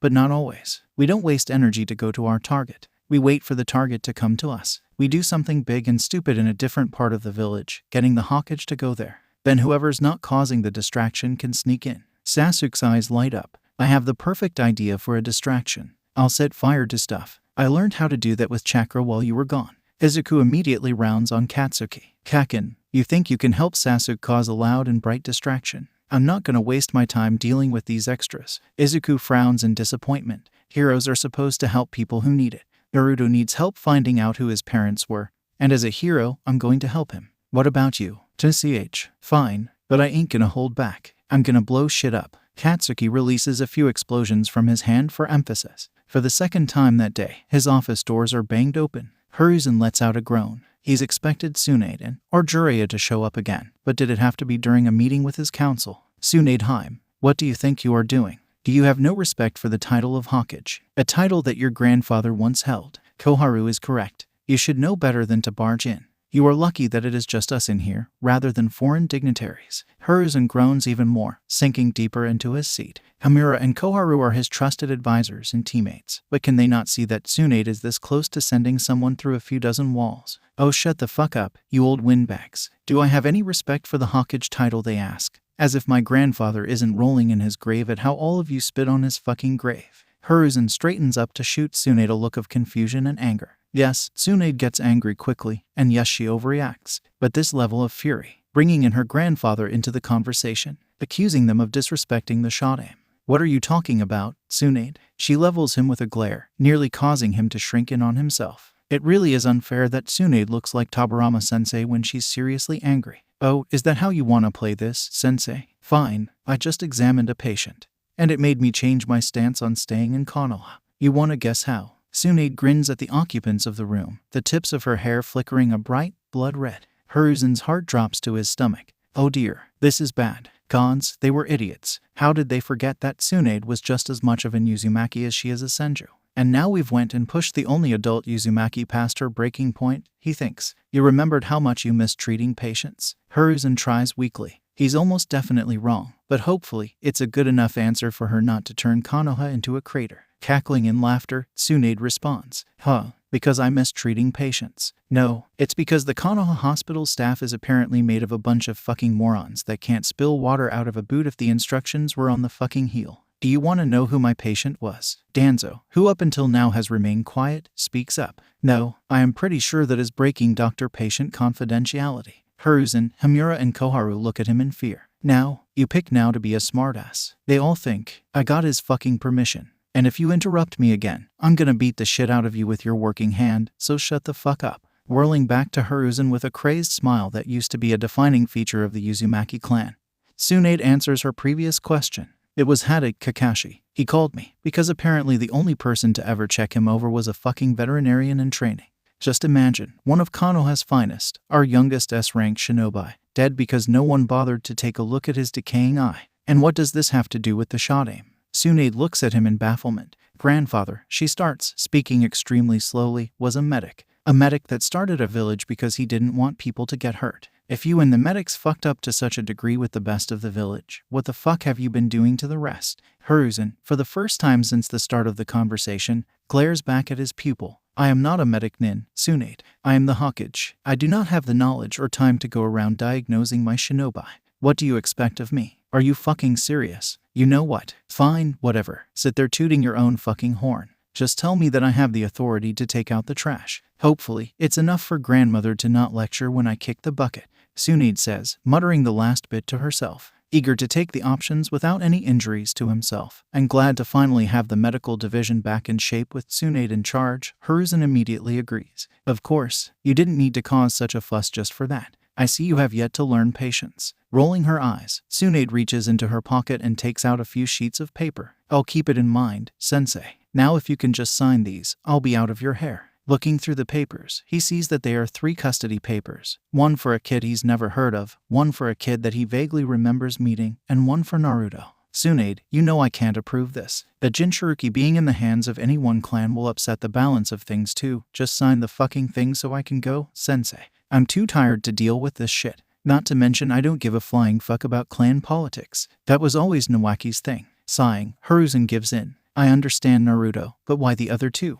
𝐀𝐦 just shrugs in response. The brat made a family for himself while on his own. I'm not gonna try and mess with that. Run us through the plan. Izuku turns to look at him with wide, panicked eyes. What? Why? Katsuki scoffs. To know what the plan is. Why the fuck else would I be asking? Well, there's only 4 of us, so we're gonna either need to wait until we're older or get more people in on the plan. Wait, why do we need to wait? The 4 of us can do this, 𝗂𝗵𝗄. Oh, for fuck's whiskers. We're trying to break into the head bitch's office. Of fucking course it's going to be hard. Now shut the fuck up and let him finish. Izuku smiles at Katsuki. He may be insulting Tachin and has explosions coming out of his hands. But it's nice to see Kaken standing up for him again. Clearing his throat, he brings the attention back to himself. Okay, so we won't have the time to read through stuff in the 𝐷𝐻𝐸's office. So, we'll need to copy it down onto our own scrolls. That way, we can read through it in our own time. But before we can do this, we'll need to prepare some stuff in advance. Rubbing his hands together with an excited grin, Izuku starts telling everyone their roles in his plan. Naruto, you need to come up with as many pranks as you possibly can. It doesn't matter if you're seen or caught. Also, save as much of both our money. We'll need it to buy the supplies. Sasuke, I need you to start working on our agency. We're gonna need the space if we want to store the scrolls and pranking supplies. Kaken can help you. Once again, he ignores Kaken's don't fucking speak for me and continues with his plan. I'll split my time between looking stuff up in the library and helping with the agency. If any of you find someone that you think is trustworthy, bring them in on the plan. Naruto and Sasuke nod, eager to pull off the heist and to finally have their hideout. Katsuki, though he looks surly, is rather excited at the prospect of doing hero work so soon, not to mention making an agency. Mother, I have decided to commit treason. Mikoto stops eating to look at her youngest, the only other person sitting at the table before she continues chewing. And why are you telling me? You do realize that the more people that know of your plans, the more likely you are to be found out? Yes. Sasuke nods. I was hoping if you knew of someone that would be willing to help. We need more people. Mikoto sighs. And now I know that you have accomplices. But if you're looking for more people, you should ask your cousin Shisui. Even if he refuses to participate, he won't rat you out. If your act of treason won't endanger Konoha, that is, he'll definitely snitch if you're doing something dangerous. Shifting under his mother's look, Sasuke tries to explain himself. It's not dangerous. I'm just trying to help my friend find out about his parents, is all. Mikoto relaxes and nods in approval. Committing mild treason to help a friend find out their heritage is a good learning experience for all growing children. Why, she still remembers helping Kushina commit mild treason like it was just yesterday. Who is this mysterious friend of yours, anyway? You've never so much as mentioned them before. I was beginning to think you were just as much of a loner as your brother. Mikoto teases. I have friends. There's Izuku, Naruto, and even Haruno-sen, I guess. Mikoto freezes. Did you say Naruto? Confused, Sasuke nods. Uzumaki Naruto. Mikoto asks, even though it's unnecessary. The number of people willing to name their kid after both a pun and ramen was small, after all. Sasuke nods again, though she can see the gears ticking in his head. Mikoto continues eating. She can't say anything without breaking the law. Nor does she want to deprive Naruto and Sasuke of this learning experience. Her son stares at her with intent, seeming to have figured things out based on the things she's let slip. She smiles, proud of her son, until she once again stops in her tracks. She looks at her son again, or more specifically, his eyes, his red eyes. When the fuck did Sasuke unlock his Sharingan? Izuku looks around, trying to find his friend.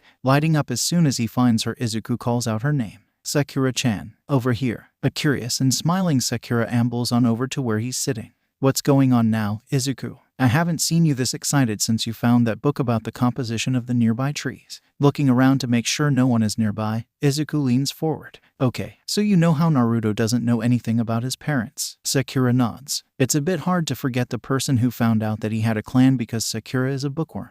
Well, we just found out that all the adults know who they are. Apparently, the Hokage isn't letting anyone tell him about it. What? That's so mean of him, Sakura shouts, filled with righteous anger. How can everyone be so mean? She can't imagine everyone but her knowing who her parents are. SHHH. Izuku looks around again, making sure that no one coming to scold them for the noise. He looks back towards a wilting Sakura. Sorry, she whispers. It's fine, but we're going to help him sneak into the Hokage's office so he can find out who his parents were. You want to help? Sakura nods. Of course she's going to help. It sounds like people are just ganging up and bullying Naruto, and she's not going to stand for it. I want to help. Though, can I invite my friend Ino? She'll want to help as well. And she won't snitch, I promise. You know who Naruto's parents are. Mikoto snaps out of her thoughts and diverts her attention back towards her son. Well, yes, but that's not what's important right now. Pointing her finger at her youngest, Mikoto frowns. When did you unlock your Sharingan? And why did you not inform us of this? As useful as the Sharingan is, it's dangerous in the hands of those who don't know how to use it. Gaping at her with wide eyes, Sasuke says nothing for a moment before he gets up and bolts out of the room. Sasuke, get back here. Huffing, she gets up. She gets ready to start a lecture on how that is not the way to get out of trouble, but is interrupted from doing so by a scream. In a poof of smoke, Mikoto appears in the bathroom, her chain kunai in hand and Sharingan blazing. Sasuke, are you all right? What was with the scream? A confused and scared Sasuke points a trembling hand towards the mirror. Something's wrong with my eyes. Slowing down her rapidly beating heart, Mikoto does her best to calm herself. No danger. Sasuke's okay. Putting away her weapon and turning her Sharingan off, she takes in the situation and kneels in front of Sasuke and puts her hands on his shoulder. Sasuke, listen to me. It's all right. You're all right. It was just your Sharingan. We read about them, remember? The Dojutsu of the Uchiha clan. But I didn't train for this. I promise. Mikoto brushes the hair to the side. I know, little spark. The Sharingan can also manifest if an Uchiha is feeling desperate enough. Were you able to see things moving really slowly after you felt sad? Scrunching his nose, Sasuke thinks back. His thoughtful expression turns to a frown once his thoughts land back on the last time he was really sad. When his mother gives him a comforting smile, he mutters out what he remembers of then. A while back we found out that Naruto had a clan, but he started freaking out and he was bleeding. And I wasn't really sure what to do. Then everything was moving really slowly. Do you? Sasuke pauses to shyly look up at her. Do you think that was it? While she knows that this is a serious and important event for Sasuke, she has to hold back her initial reaction of snorting. After all, what are the odds of an Uchiha and an Uzumaki becoming friends? And the Uchiha unlocking their Sharingan because of the Uzumaki? Yes, that's more than enough to do the trick. Getting back up, Makoto smiles at her son. Now, what do you say I show you a few fun tricks with your Sharingan? Right now, soon as you finish eating. Don't think you'll get out of it that easily. Alright, headache. Where do they live? I want to get this over with. I have a headache from dealing with morons all day. Looking away from his book, Kakashi Eye smiles at Tsunade. Of course, asterisk. Tsunade Heim Tsunade stares at him for a few minutes. How the fuck did you say that? It's secret.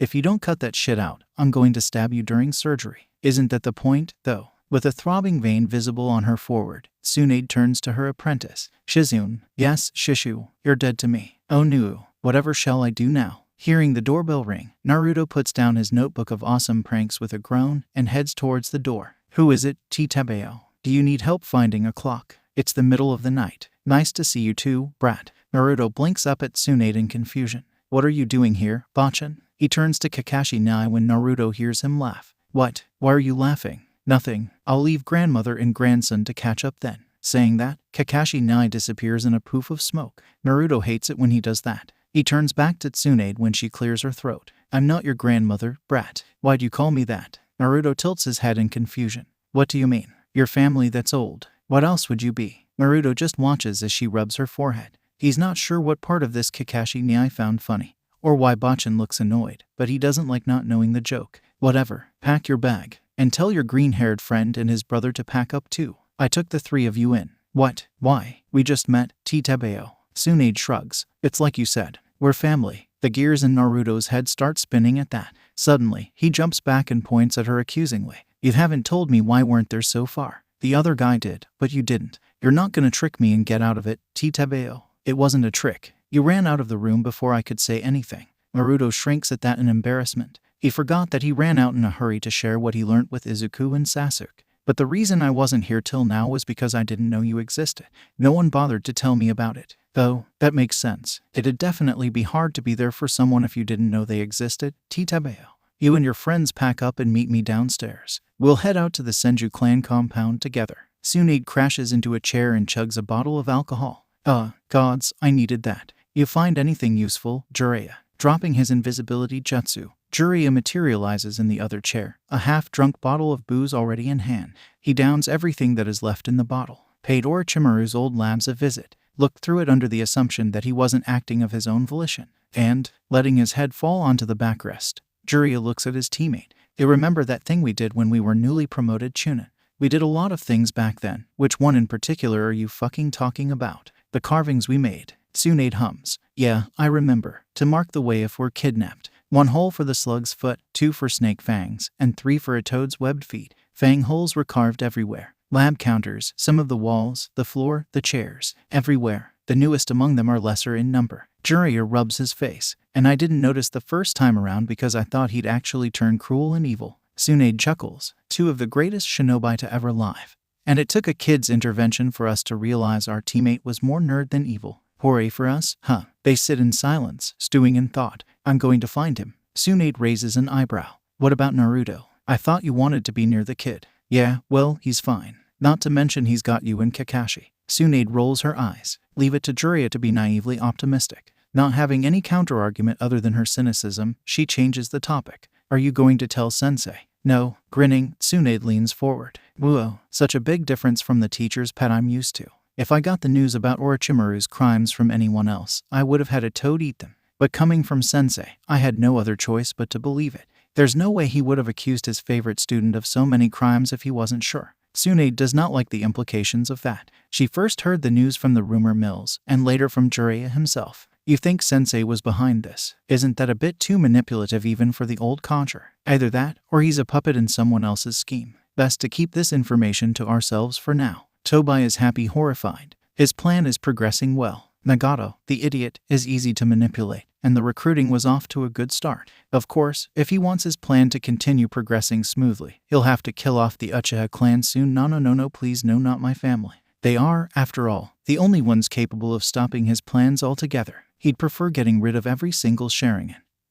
But that traitor headache would need to be targeted separately, and that isn't worth the effort. Tobai is going to follow his master's monster's plan. Tobai will bring about a utopia. Because 𝗃𝐵𝗃 is a good boy. He isn't. Someone help him, please. After finally being back in the village after so many years, she didn't expect to have visitors so soon, least of all to complain to her about one of the kids she took in. I can assure you, Kawano-san, that Naruto did not eat half of all the chili peppers in your store. The kid has a terrible spice tolerance, and you would have caught him. I want to see that brat punished. Tsunade levels him with a flat look. Just to be clear, you want me to punish Naruto because he apparently broke into your house and set all the clocks forward by an hour. Yes, I'm sorry, but you are aware that you are accusing a 7-year-old of this, right? I want that little demon to pay. In any other situation, she'd have been furious at the demon remark, but right now she can't do much more than be confused. For climbing a tree. How the fuck do you get your shoes stolen while you're wearing them? Tsunade is both happy and annoyed that she's back in the village. Happy, because she gets to stand up and look out for the last of her family.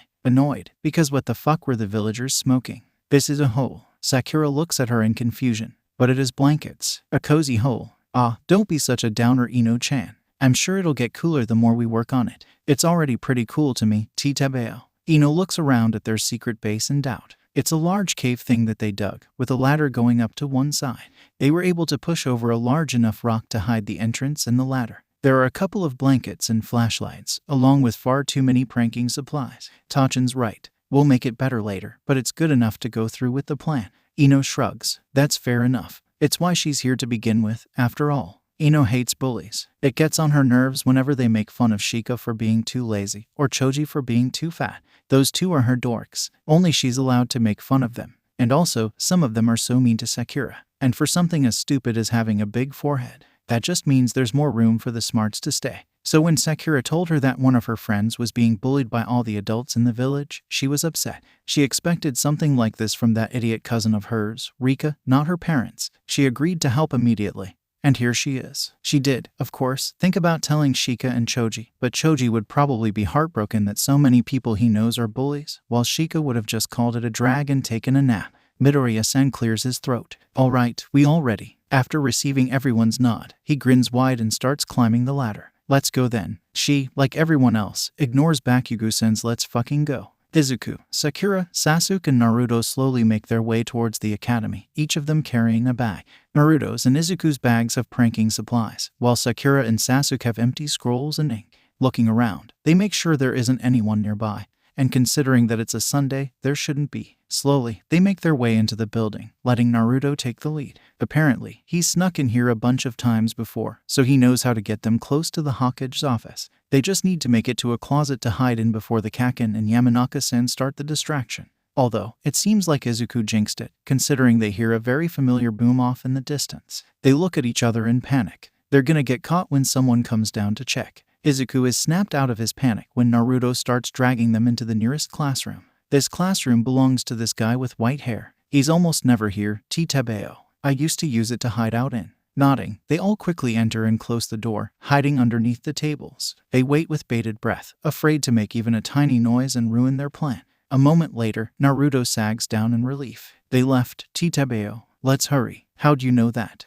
Izuku asks in confusion. And rightly so, far as he's concerned. He didn't hear or see a thing, other than when the running people were right by the door. What do you mean? Couldn't you hear them? Jiji even sounded a bit panicked. No, I didn't hear a thing. Izuku shakes his head. Never mind, we can try to figure that out later. Let's go. Leaving their hiding spot, they all head towards the Hawkage's office, before splitting up, with Sakura and Sasuke heading inside and Naruto and Izuku bringing their prank supplies out and going to town.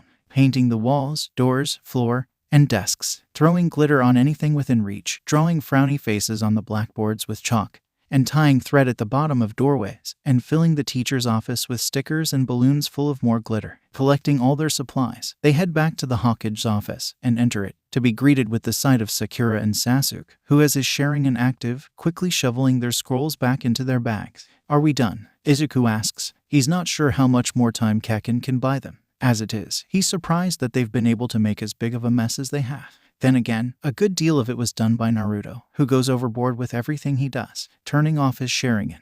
And Izuku has so many questions about that. Like, does it make him blink less? Does it make his eyes harder and stronger? Can he see more colors than normal eyes? He knows that now is hardly the time to ask such questions, though, no matter how much he wants to, Sasuke nods. Chen, let's leave. Wait. I gotta do something real quick. Saying that, Naruto runs towards the Hokage chair and puts down a whoopee cushion and some pins. There, payback for lying to me, 𝗂𝗵𝗄. Now we can leave. At that, they all make a break for it, running to Sasuke's house. Apparently, his mom agreed to say that they were there the entire time. And none of them were dumb enough to say no to that. Katsuki kicks a rock, huffing in impatience. Izuku and the rest of those extras ran off to do cool spy shit, while him and Ponytail are stuck being the fucking distraction. Growling, he sets off a few small explosions to try and calm down. Would you cut that out? We're trying to be quiet. Stay out of my way, Ponytail. Puffing up her cheeks, she gets in his face and screams at him. My name is 𝐼NO. Get it right, you Pomeranian knockoff. Setting off more explosions, he snarls, fuck did you call me? She pokes him in the chest with every word she says. I poke, called, poke, you, poke, a poke, Pomeranian knockoff, poke. Screaming in anger, he tackles her, setting off more explosions as he does so. They both roll until they reach the wall of the alley they were standing in. Ino reaches over to pick up a trash can and hits him in the head with it, accompanied by a scream of her own. Katsuki, who was thrown off by her attack, gets back up and holds his hands out in front of him. Die. And then he lets loose an explosion. Ino rolls out of the way, picks up a stray flower pot, and breaks it over his head. Before he has the chance to get back up, she picks up a cool stick she saw on the ground and holds it out like a sword. Katsuki, sweating from the exertion of the fight so far and anger at Ponytail for not going down faster, gets up and runs at her, shooting out the largest explosions he can manage, occasionally having to try and dodge stones she threw at him. Stay still, DAMNIT. Why would I do that, you moron? Fuck did you call me? Their fight is interrupted when those ninja assholes show up and lift them like they're fucking cats. Let go of me, you fucker. I'm gonna blow your face off. At that, the asshole holding him brings him down from shoulder height to around his hips. Out of the corner of his eye, he sees Ponytail, who until now was struggling against his captor, a look of caution and fear on her face. While Katsuki might think she's an annoying ass extra, Izuku likes her and thinks of her as a friend, and he knows that the damn nerd's gonna be upset and cry if she gets hurt too much. So Katsuki's just gonna have to blow these fuckers up before they can do anything else. But he's not sure how. He tried blowing the extras up, and that didn't work. So he decides to do what Auntie and Co told him to do if some weirdo adult comes up to him and tries to take him away. Rearing his leg, Katsuki swings it back and kicks him in the nuts. Soon as he's dropped, Katsuki wastes no time and launches himself at the fucker holding onto Ponytail, launching an explosion in the nuts. The second weirdo lets go of Ponytail and falls to the ground, prompting Katsuki to grab her hand and start running. She seems to pick up on what he was doing because she starts to run on her own, keeping pace with him. Katsuki takes the moment to look back and see if the weirdos were still on the ground or if they're chasing them, only to curse when he sees more than two of the fuckers right behind him. Oh no you don't. A ninja jumps down from the roof and catches them. And before Katsuki can try and stage another escape, his surroundings blur, and they're standing somewhere else. Now, a weird old man says, "What were you two doing?" Ponytail starts to say something, but Katsuki speaks up before he can say anything. He, once again, remembers something Auntie and Co told him and Izuku, that if some creepy old man catches them, refuses to let them go, and asks them weird stuff, that there's something called a pedophile, and that they should scream for help as loud as possible. So that's what Katsuki does. Help, help, it's a fucking pedophile. He's got US. After the shit show that happened with Tsunade a few weeks ago, Hiruzen is done with drama for however long he's alive. Which is why he groans when he hears the explosion out in the village. Scratch that, explosions. He swears, if this is another attempted retaliation by Iwa, he is going to snap and turn that village into a crater. Just because he prefers peace doesn't mean he isn't the second god of shinobi, the professor. Much to his surprise, annoyance, and amusement, it turned out to be a couple of kids messing around. Just lecture them, he thought. Tell them to tone things down, he thought. But instead, one of the kids started shouting about getting caught by pedophiles, drawing the attention of everyone in hearing range, regardless of if they were a civilian or a ninja. After all, there is nothing Konoha values more than its budding leaves. On the one hand, he is proud at how quick and protective the village is of its young. On the other hand, "Sensei, what's going on?" asks a very irritated Tsunade, an arm resting on her hip, the crowd parting to let her through. "Tsunade, it's nice to see you again. How are things at the hospital?" Tsunade raises her eyebrow. "I thought you didn't care about the hospital. What's going on here?" Sighing, Hiruzen gestures towards the two kids being held in the air. These two were fighting, causing explosions, and setting fire to things to an extent that I thought the village was under attack. I was about to give them a talking to when you showed up. Tsunade then seems to get her first look at the two children in question, because she immediately starts to scowl. "Fuck's wrong with you, brat? You have nothing better to do than pick fights with strangers. The kid scowls back. We weren't fighting, you stupid old hack. Tell her, Ponytail. Ponytail nods at that. He's right, 𝐜𝐡𝐬𝐬 𝐍𝐴. We were just messing around. Sorry for causing a disturbance. Saying that, she bows as best as she can, held up in the air as she is. 𝐶𝐚 rubs her face with a groan. Where's your brother, brat? How the fuck would I know? What do I look like, his babysitter? With another groan, she walks over to him and snatches him out of the ANBU's hand. I apologize for his actions, sensei. I'll make sure to knock some sense into him. Saying that, she drags the aggressive kid away, chewing him out all the while. Hiruzen lets out a sigh of relief. Letting 𝐶𝐚 take in those kids might have been the best decision he's ever made, because she's been far too busy dealing with them to show up in his office and threaten him. Makoto smiles at the kids bowing to her in greeting. She waves them off with a smile. No need to be so formal. Come in. You're just in time. I just finished setting up the party. The kids look at each other in confusion before the green-haired starts panicking. Wait, there's a party. Sachin, how could you not tell us? I didn't bring anything. Oh my god, I said your birthday, between your birthday was 𝐍𝐴 laughing. Makoto explains, a grin ever present on her face. This was Sasuke's first act of treason. How could we not celebrate it? Now come on in. There's cake. She stifled her giggles at the excited gasp her last statement made. Izuku, Sasuke, Sakura and Naruto are all gathered in Naruto's room in the Senju estate. All the scrolls they copied in the middle of their little circle. While a part of Naruto wants to wait until everyone involved in the plan can be here for this, Ino was grounded for a week by her dad for the stunt she pulled, and Katsuki told them all to fuck off and went to sleep. There's a bigger part of him that wants the information now. His parents' identity, his identity, is in one of those scrolls and he doesn't want to wait an entire week to find out. Naruto is so glad that Sasuke unlocked his sharing, because he doesn't think anyone else would have been able to copy the picture in front of him. Uzumaki Kushina, the Red Death, is his mother, and apparently she was badass. And she was a candidate for the 4th Hokage before Namikaze Minato was chosen. And she was so pretty. He hopes he'll be as pretty as her when he grows up. He's a bit upset that his hair isn't red like that though. It looks so nice and bright that he thinks it might even be better than orange. He doesn't even care that they haven't found anything on his dad yet.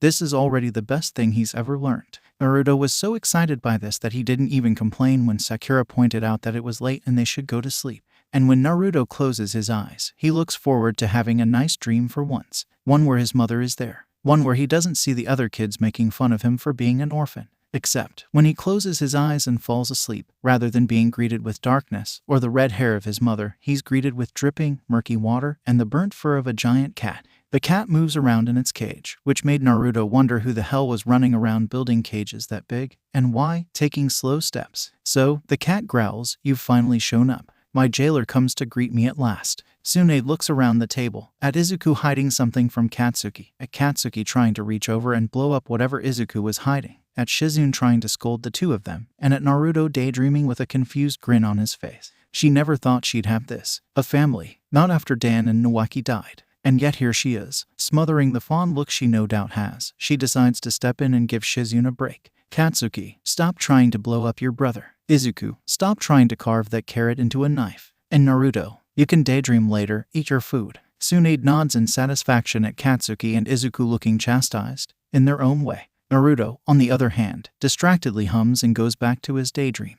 Reaching over with a sigh, 𝐶𝐚 shakes his shoulder. Naruto, something on your mind, brat. I had a strange dream. 𝐶𝐚 raises her eyebrow. Well, this should be interesting. Oh, what was it? Grinning excitedly, Naruto starts describing his dream, gesticulating all the while. I was in a sewer that was huge. I couldn't even see the roof, 𝗂𝗵𝐴. And then there was this huge cage that had a really cute cat as big as the Hokage mountain. 𝐶𝐚 stares at the kid. It can't be what she's thinking. No way, there's no fucking way the brat made contact with the fox. It took ages for Kushina and her grandmother, and they did it intentionally. Sounds like you had fun. How did the cat look? Naruto pauses and frowns, likely in thought, before he looks back at her with a smile. It had orange fur, and its eyes kinda looked like Sasuke's when he uses his snake gun. His Sharingan, 𝐶𝐚 cuts in. Yeah, that. Swallowing her apprehension. And praying to Uzu that she's wrong, 𝐶𝐚 asks the question she's been dreading. How many tails did it have? 9. I remember that 'cause I saw something moving behind the cat. And I was curious if there was another cat, but nope. Just a bunch of tails moving really fast. Fuck, she's going to have to tell him. If he can get into the seal without meaning to. 𝐶𝐚 would prefer that the kid knows that the Kyuubi is dangerous. And while it's against the law, she doesn't have much of a choice. She either follows the law and lets Naruto get killed by the fox, or she breaks it and he might survive. She's sure Sensei will get over it. And if he doesn't, well, she can take him. Whether in a fight or a coup is a different thing. It pays to be the Senju princess and one of the Sanin. It puts in a place of familiarity and trust with the daimyo, after all. Naruto, come on, Brett. There are a couple of things I need to tell you about your parents. She gets up and starts walking to her study. Shizune, make sure Katsuki and Izuku don't eavesdrop, she says without looking back, smiling at hearing Izuku yelp. Reaching the study, she waits until Naruto enters the room and locks the door. Walking over to and leaning on the table in the back, she sighs. As necessary as it is, she can't help but have second thoughts. Naruto is too young to have something like this on his shoulders. Bachin, are you finally going to tell me who they were? She looks into his young, innocent face and closes her eyes, taking a deep breath. All she can do is her best and pray that it was the right choice. But even as she convinces, a small part of her can't help but feel like she's failed her grandfather. She tries her best to ignore the poisonous whispers. Some legacy you are. Can't even keep a single kid live out his childhood. First Nawaki, now this. Naruto is just the latest in a long line of children she's failed. She starts speaking before she can spiral anymore. It's about how they died. And she instantly regrets not spiraling as soon as she looks at Naruto's fearful and confused eyes. You'll learn about it later in school, but the day you were born, the village was nearly destroyed by a monster. The only reason the village survived was because of the yondaime. Despite the heavy topic, Tsunade has to hold in a snort at the way Naruto's eyes start to shine at the mention of the yondaime. It's rather ironic that the kid looks up to and idolizes his father, even if he doesn't know it. But even as strong as he was, he couldn't defeat it. So he had to do something else. What was it? 𝗂𝗵𝐻. This time, she does snort at the way the kid's vibrating in place. He sealed it into the only thing that could hold it. A Uzumaki baby. She sees the gears turning in the kid's head. While he may not be the sharpest tool in the shed, she knows that he isn't stupid.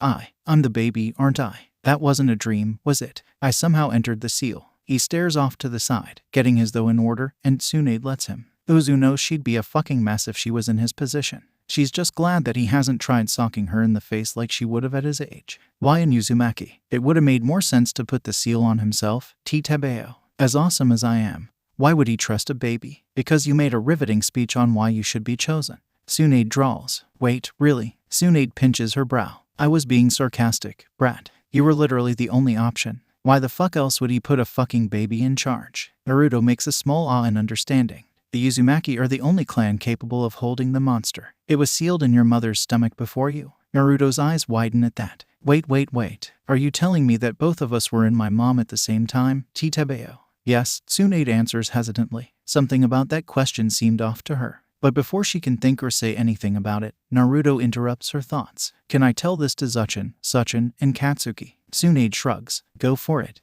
Hopefully whatever he does with this information isn't stupid. Unbeknownst to her, Naruto does, in fact, go on to do something stupid. Feeling his jailer appear once more, Kurama gets up, peering down through the bars, gazing at his jailer with disdain and anger. He paces around as much as his cage will let him. This human may be his warden, but Kurama won't give the brat the satisfaction of seeing him lonely. If the insignificant little humans want to see him as a monster, he'll give them a monster. The brat gasps and opens his mouth, no doubt to accuse Kurama of being a monster, like those before him have. What comes out instead was, Hi kitty. My name's Uzumaki Naruto. It's nice to meet you, 𝗂𝗵𝐻. Kurama freezes in his tracks, anger being replaced by confusion, before it comes back crashing with twice the weight. I am a fox, you insolent brat. The 𝐬𝐸. How dare you compare me to one of those insignificant creatures? Tilting his head, the human scrunches his face.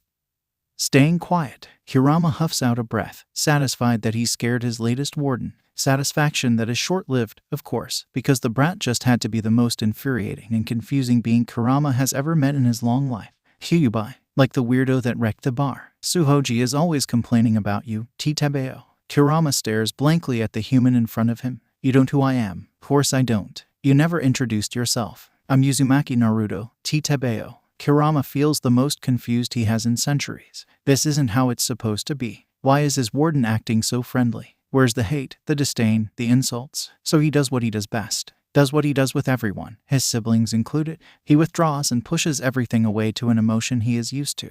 Let me introduce myself then. I am the nine-tailed fox, the eldest and strongest of the Biju, the very one that destroyed your precious little village, regardless of how much your precious yondaime Hawkage tried to stop me. As much as he hates the human, Kurama can respect and remember one of the only beings to have achieved the feat of beating him. Whoa, the human exclaims, stars in his eyes. My baby brother's so cool, 𝗬𝗲𝗍𝐻. He fought the yellow flash. Huh, take that, 𝐬𝐡𝐚. My brother's cooler than yours. Where did you get the idea that I'm your younger brother, you pest? Well, both of us were in mom's stomach, and you came out after I did. I know I'm not that smart, but I know what this means, 𝗬𝗲𝗍𝐻. We're twins and you're the younger brother. I even asked 𝐬𝐡𝐚 to make sure. ... What? The brat gives him a thumbs up. I don't know how you got here, but don't worry. Big brother Naruto is gonna get you out of this sewer, 𝗬𝗲𝗍𝐻. And with that, the human disappeared, presumably because he woke up and is back in his body proper, rather than this manifested merge of the seal in his mind. ... What the fuck? Why'd you call us, 𝐵ACHIN? 𝐶 stands in the training grounds in the Senju compound, hands folded in front of her, and looks at the kids in front of her, the three she took in, and that pink-haired friend of theirs. Even though it's been 4 years, she still has moments where she thinks she's dreaming, moments where she expects to wake up. And for this little family she's carved for herself to disappear, which is what makes it harder than it should be. Sometimes, she absolutely hates whoever was the fucker that died and left her in charge, especially since she took in 3.5 brats who depend on her for guidance and care. There are people that hate both the Senju clan and me specifically, people that might try and attack you to get at me. So, starting today, I'll be giving you some basic training. And I want to make one thing clear. This is not ninja training, nor do you have to become a ninja because of this training. Understood? She sees them nod frantically in response to her stern tone. I am only teaching you so that if you are ever attacked, you can keep yourself alive long enough for me to show up. I am not pushing you towards being a ninja, regardless of who opposes her. That is one thing that she will never budge on. Between herself, Jiraiya, and Kakashi, they can keep the kids safe from anything short of an army of S ranks attacking at once. After giving them a few minutes to take in what she said, 𝐶 starts with the training. Alright, Katsuki, work on channeling your chakra, and please keep the explosions to a minimum. Izuku, Sakura, the two of you will be going through the katas for my taijutsu style. It laces chakra into it, and the two of you have shown enough control to be able to use it. Wait, what about me? I want to learn a super cool taijutsu too, 𝗬𝗲𝗍𝐻. Naruto, 𝐶 starts. The last time you tried to channel chakra, you blew yourself up, and my taijutsu style needs chakra infusion. What am I gonna learn, then? I don't know any other taijutsu styles, but I do know how to use a few weapons. I figured you'd like that. Naruto grins wide. Hell yeah. Which weapon are you going to teach me to use? Oh, is it a sword? Sasuke said that his brother learned how to use a sword. Snorting in amusement, 𝐶 makes a couple of shadow clones, one to keep an eye on Katsuki and one to teach Naruto, and starts the training. Hi, Caillou. How ya doing? Hirama growls at him. What do you want? Gasping, his warden puts a hand over his chest. You forgot. It's tea time. No, but I brought tea. How? I don't really know, 𝗬𝗲𝗍𝐻. Anyway, you wanna play Go Fish. Hirama sighs. He has spent years being as aggressive as he can, and the human still believes them to be twins. ... Yes. ... He sighs out, hoping that the brat will leave him alone if his stupidity is indulged. Naruto. 𝐶 sees the brat look out of his room. What is it, 𝐵ACHIN? How the fuck did you break into the homes of everyone that's been mean to you and replace their water with lemon juice? I'm just awesome like that, 𝗬𝗲𝗍𝐻. She reaches over and grasps his ear. One of these days, you're going to slip up and get caught. If you're going to pull pranks, at least stick to safer ones. She's spent so long getting hurt because she refused to fight back. How could she? After all, she knew exactly how it felt to be on the receiving end of her clan's taijutsu. But she thinks she's figured out a way to keep herself from getting hurt, while not hurting anyone else. It may have taken a few years, but Hinata thinks she's finally figured it out. As the heiress to her clan, she's expected to be good at fighting regardless of whether she wants to or not. And while the way she's expected to fight is by using the clan's taijutsu, the elders won't care much if she can prove something else to be more effective. And after years of sneaking out to the village library, she thinks she's found the answer, Fuinjutsu, a branch of ninja arts that is known widely for its versatility. If she can become good enough at it, she'll be able to end a fight without anyone having to get hurt. Mother, Mikoto looks over at her son. What is it, Sasuke? Could you teach me to use a sword? Mikoto raises an eyebrow. Oh, and why would you want to learn to use a sword? Because Naruto's learning how to fight with a staff and he's being insufferable about it. Mikoto shakes her head in amusement. It's simultaneously amusing and creepy how much Sasuke and Naruto's interactions mirror her and Kushina's when they were younger. Fine, I'll teach you. But it's going to be a lot of work. You think you're up for it? She asks with a grin. Sasuke eagerly nods with wide eyes. Every ninja that was cool and famous had something that they were known for. A calling card of a sort. And even though he still has a few years before he can become a ninja, he wants to figure out what his calling card's going to be. And like any other Uzumaki, the moment he faced a problem, he turned towards Fuinjutsu for the answer. It took him a few weeks, but Naruto finally perfected the new seal he was working on. A modified explosive seal that releases the smoke part of an explosion as opposed to the explosion itself. He was even able to change the color of the smoke to make it orange. He is so going to use this during his next prank. It'll drive people crazy knowing that it was him but not being able to prove it. While being taught taijutsu by the Senjutsu Tsunade is a huge honor, Izuku can't help but feel like basic defensive stances aren't enough. He wants more. He wants to grow stronger. Strong enough to be a hero like All Might. Strong enough to protect people. Strong enough to keep his promise and save 𝐴𝐻𝐻𝐷. What he's learning now is good, but it isn't enough. So he decides on something. If people don't want to teach him what he wants to know, he'll just learn it himself. And even if teaching himself more stances is impossible, he always has 𝐴𝐻𝐻𝐷's advice to fall back on. It doesn't matter how strong your prey is if it doesn't have the chance to react. Zachin, I need your help. Izuku slowly drops out of his stance and wipes his forehead.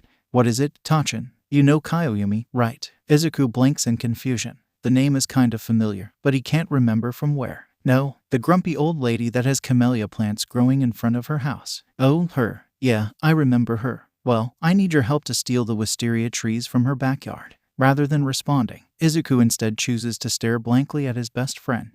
Sure, I'll help. But why? Crossing his arms with a frown on his face, Naruto growls out she was rude Sasuke and insulted Aunt Mikoto. Now fully on board, Izuku nods. Lead the way then. Sitting down, Mikoto gently lays the bouquet of chrysanthemums in front of her. Looking at the gravestone with a sad smile, she speaks softly. Hey, Kushina, I hope you're doing well. Sorry that it's been a while, but I brought you your favorite, so I hope you'll forgive me. She lets out a breath and leans back onto her hands, looking at the clouds above her. Naruto is. He is so much like you, Kushina, that at times it's like looking at a ghost. He acts and talks just like you did when we were kids. She lets out a small laugh. Did you know that he and Sasuke broke into the Hoja's office to find out who his parents were? He even decided to prank the Hokage while they were there. Closing her eyes, she lies down. Like this, lying down at night and talking to Kushina, Mikoto can pretend that her sister never died for just a little while. That the two were just lying under the night sky and talking like they used to.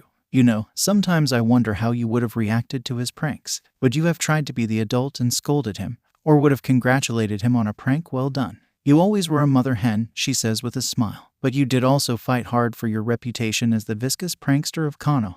You called for me, Hokage-sama. Kakashi may have threatened him in the past, but that was in defense of his brother. Outside of that argument, he does still hold a lot of respect for his leader. Sarutobi-sama looks up from the pile of paperwork on his desk with a sigh. Yes, I have a new mission for you, Kakashi. Shifting through the papers and scrolls littering his desk, he finds the correct one and hands it to Kakashi. One of our allies sent word for aid. This is an S-rank search and rescue mission. Escort any surviving allies back to Konoha. Your secondary mission will be to eliminate any hostile you come across. Kakashi doesn't move from his position, standing at attention with his hands behind his back. Is this a solo mission, Hokage-sama, or will I have a squad assigned? Yugao Yuzuki and 2 of our younger ninja will accompany you. You and Yugao are to keep an eye on them. They are currently being considered for the ANBU division. Kakashi hides a wince. S-rank missions are hard enough to do without having to babysit someone who's never done an S-rank before. Understood, Hokage-sama. Who will we be assessing? Uchiha Shisui and his younger cousin, Uchiha Itachi. BAICHAN. Something's wrong, TTEBAYO. Sighing, Tsunade quickly makes her way to the bathroom.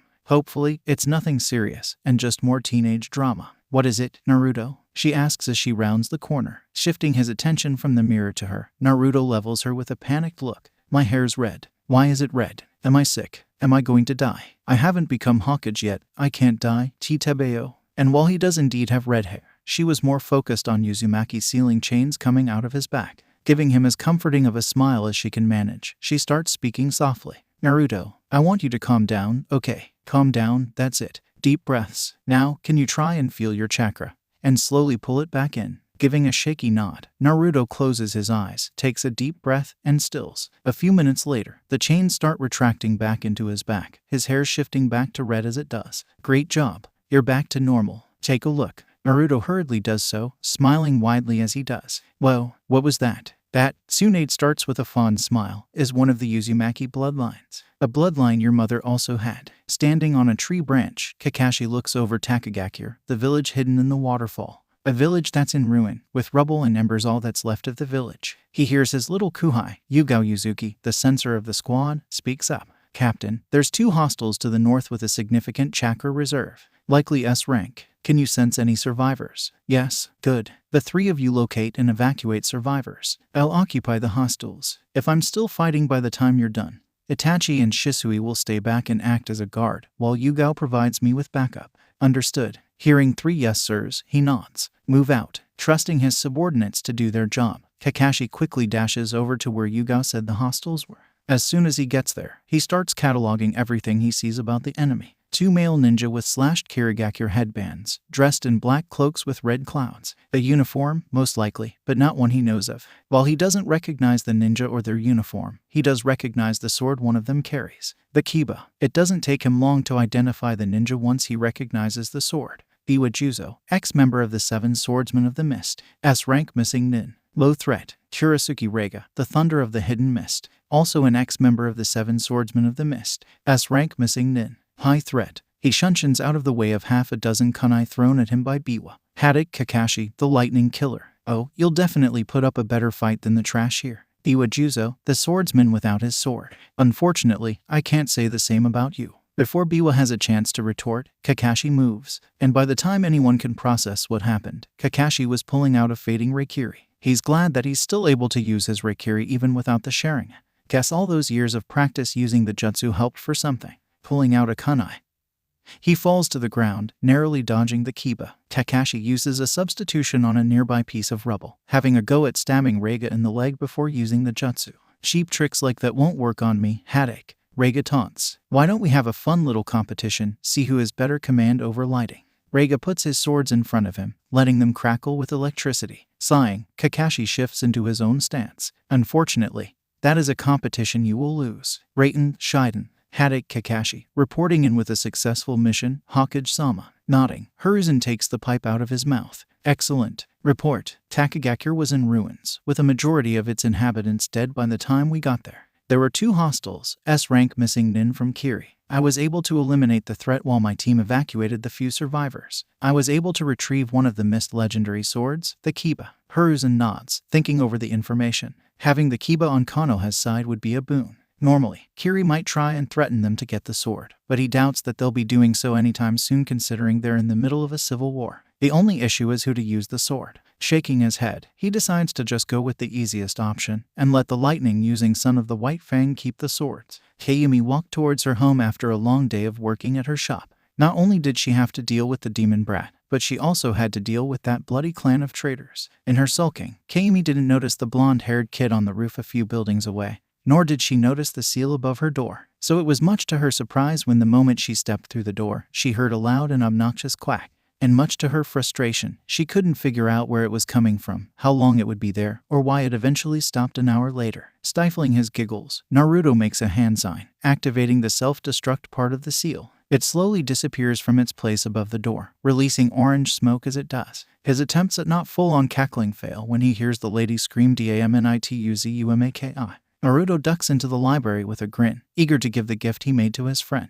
It took him months to work out the seals for this, given how hard inscribes such a complex seal on such a small space. And sure, storage seals are novice seals, but every storage seal has inlaid specifications about the dimensions and properties of the things allowed to be sealed into it. And Naruto needed something as fluid and chaotic as chakra to be stored. His grin widens when he spots her, and he shouts her name with a wave. Hinata-chan. His waving hand immediately goes to clutch at his head when someone whacks him. Turning around, he spots the grumpy old fossil that runs the library. Sorry, Abo-san. I'll remember to be quiet. He leaves with a humph, probably to go reorder the same 3 books, the weirdo. Shrugging, he quickly makes his way over to where Hinata-chan was. Hey, Hinata-chan, guess what I got? He shoves the gloves into her hands before she can say anything, causing her to giggle at him, and something in Naruto swells in pride. She was normally so shy and hesitant and sad that being able to make her laugh that easily makes him happier and prouder than he can describe. Hinata-chan takes a closer look at the gloves, noting the small metal plates along the top of the gloves, filled with etchings that she can vaguely recognize. Is that a converter seal, Naruto-kun? Nodding eagerly, Naruto smiles. Yep. Hinata scrunches her eyebrows, looking at it closer. It's connected to a modified storage seal counterclockwise. It's supposed to take something and convert it into air, I think. She goes quiet, looking at the seal he made. And Naruto's just content to sit there and watch her. He never thought he'd ever be able to be so still and quiet. But Hinata gets him in a way others just don't, and it's not just the way they both share a love for Fuinjutsu. When he's with the rest of his friends and family, and wasn't up to being happy and energetic, they would get sad and worried, thinking that maybe something was wrong with him and ask him about it. Hinata just lets him be. Let him be on his off days, but still willing to just sit there with him and give him company. And he relishes that feeling of calm reassurance. He, to this day, thanks whichever deity let him run into the reserved girl. So, he sits there patiently, willing to wait until she figures out the seal he made. And she does. She looks up at him with a blinding grin. Naruto-kun, how'd you get this storage seal to do this? The spatial component is fluctuating. This should have blown up this moment you drew it. Instead of being upset or annoyed that she figured out something he himself spent months trying to figure out, Naruto just softens, because this was the first time he's seen her smile that brightly. It did. Bachan nearly didn't regrow my eyebrows after they burnt off, 𝗂𝗵𝐴. But I figured out a way to stop it from doing that eventually. I linked an anchoring component to the center of the seal, so the spatial component tethers itself once something is put into the seal. She nods at that, and looks back down at the gloves, running her finger over it. Is it supposed to take in chakra? Because I can't think of anything else being unstable enough to need such an extreme range of values for the spatial component. Yep, it takes in chakra, stores it, and turns it into shockwaves to push people away. I know you don't want to hurt people even when you fight, so I made you these. Now you can push people and get them confused long enough to tag them with your own seals. Hinata hugs him, sniffling. Thank you, Naruto-kun. This is the best gift I've ever been given. He honestly doesn't know what's going on at her home, but he knows it's bad. He swears he's gonna kick her dad's ass one of these days. 𝐶𝐚 crosses her arms and glowers down at the kid. Why do I gotta do all this, Bachan? Zuko's learning kick-ass ninja moves from you and Kashi now, but all you're making me do is read these boring books. She raises an unimpressed brow at him. You said you wanted to be Hokage. The Hokage needs to know this stuff. But it's so boring. Come on, Bachan. Please don't make me read all this stuff. It's gonna take me years to do that. Years. She rolls her eyes at his dramatics, but she softens nonetheless. It is a lot of books, and it will be boring. She knows that she and Naruto both despise having to read about anything that doesn't interest them. Urajutsu in her case, and Fuinjutsu in his. And she knows that if someone made her read all of that, she would be miserable, no matter the reason. So she gets where he's coming from. She does. But if the brat wants to take on the stupid, suicidal, moronic job of Hokage, he's going to need to know this. And 𝐶𝐚, as much as she hates to admit, knows how to play the political game, and so is qualified to teach him about it. She crumbles under his wide eyes. She's getting too soft these days. Fine, fine. Tell you what, you get through half of those, and I'll teach you a jutsu. Yes, you're the best. She ruffles his hair and can't help but add, and if you finish reading all of them in a couple of months, I'll take you to meet an acquaintance of mine that can help you be Hokage. Naruto's star eyes make having to deal with the pretentious asshole in the future worth it. Well, the rumors were accurate, sir. We have received a report confirming the existence of the Uzumaki child. And he does, indeed, have the adamantine chains. The man strokes his beard, thinking through the information. That's good. Inform our operative that he is to snatch the Uzumaki along with the Hyuga. Understood, sir. In the case of complications, which one should be made the priority, sir? The Uzumaki, no hesitation. We went to great efforts to have them under our control, and they have escaped us enough times. This time, we will not fail. What next? Aunt Mikoto smiles at him. Well, next you need to add the mushrooms and stir it in the garlic. Naruto gives her an enthusiastic nod and follows her instructions, enjoying being in her presence. When they finally get it done and sit down to eat the ramen, Naruto looks up at her hesitantly. She notices. Of course she does. Naruto swears that she can read minds or something, because she always knows when something's up with him. What is it, little tide? Thank you. Whatever for? She asks, frown on her face. Naruto waves his hand around to vaguely gesture to everything. Just talking to me, I guess. I never would have known so many stories about my mom if you didn't tell me. And you even taught me mom's favorite ramen recipe. I really appreciate 𝗂𝗵𝐴. She grins at him, all sharp and crooked, eyes filled with mirth. No need to thank me for it. But if you feel like making it up to me, just remember to give him hell. He tilts his head. Who? He asks, not because he is hesitant to do so, but because he is curious as to who his target is. Not that he really cares much. Naruto was always of the opinion that a healthy helping of chaos was good for one's soul. Aunt Mikoto shrugs. Don't know. Up to you. Naruto's grin finally matches hers. That, he can do. Naruto fidgets as Bachan smooths over his hair and kimono, before resting her hands on his shoulders. What do you say if someone asks who you are? Naruto rolls his eyes with a huff because he's 12, not stupid. She doesn't need to be so worried that he's gonna say something wrong. That I'm 𝐶𝐚 ward and 𝗂𝐦 son. She nods sharply. Right. Even if the country no longer exists, 𝗂𝐦 was the last princess of Uzu no Kuni, and I'm the granddaughter of the 𝐓𝐡𝐚𝐭𝐈𝐿 and an Uzu princess. As her son and my ward, you will be treated with respect, and you are going to be acting like it. That means no swearing, no running off, and being as polite as you can. Understood? Naruto nods again. He knows this is important. He expected the gift he'd get for reading through all those books to be just as cool as the shadow clone jutsu she taught him for reading half the books. But instead, 𝐵ACHEN brought him to the fire capital to attend a party thrown by the daimyo. And even if he's a bit disappointed that it wasn't anything cooler, he's going to do his level best to make a good impression on everyone. 𝐴CHEN says it's important to becoming Hokage.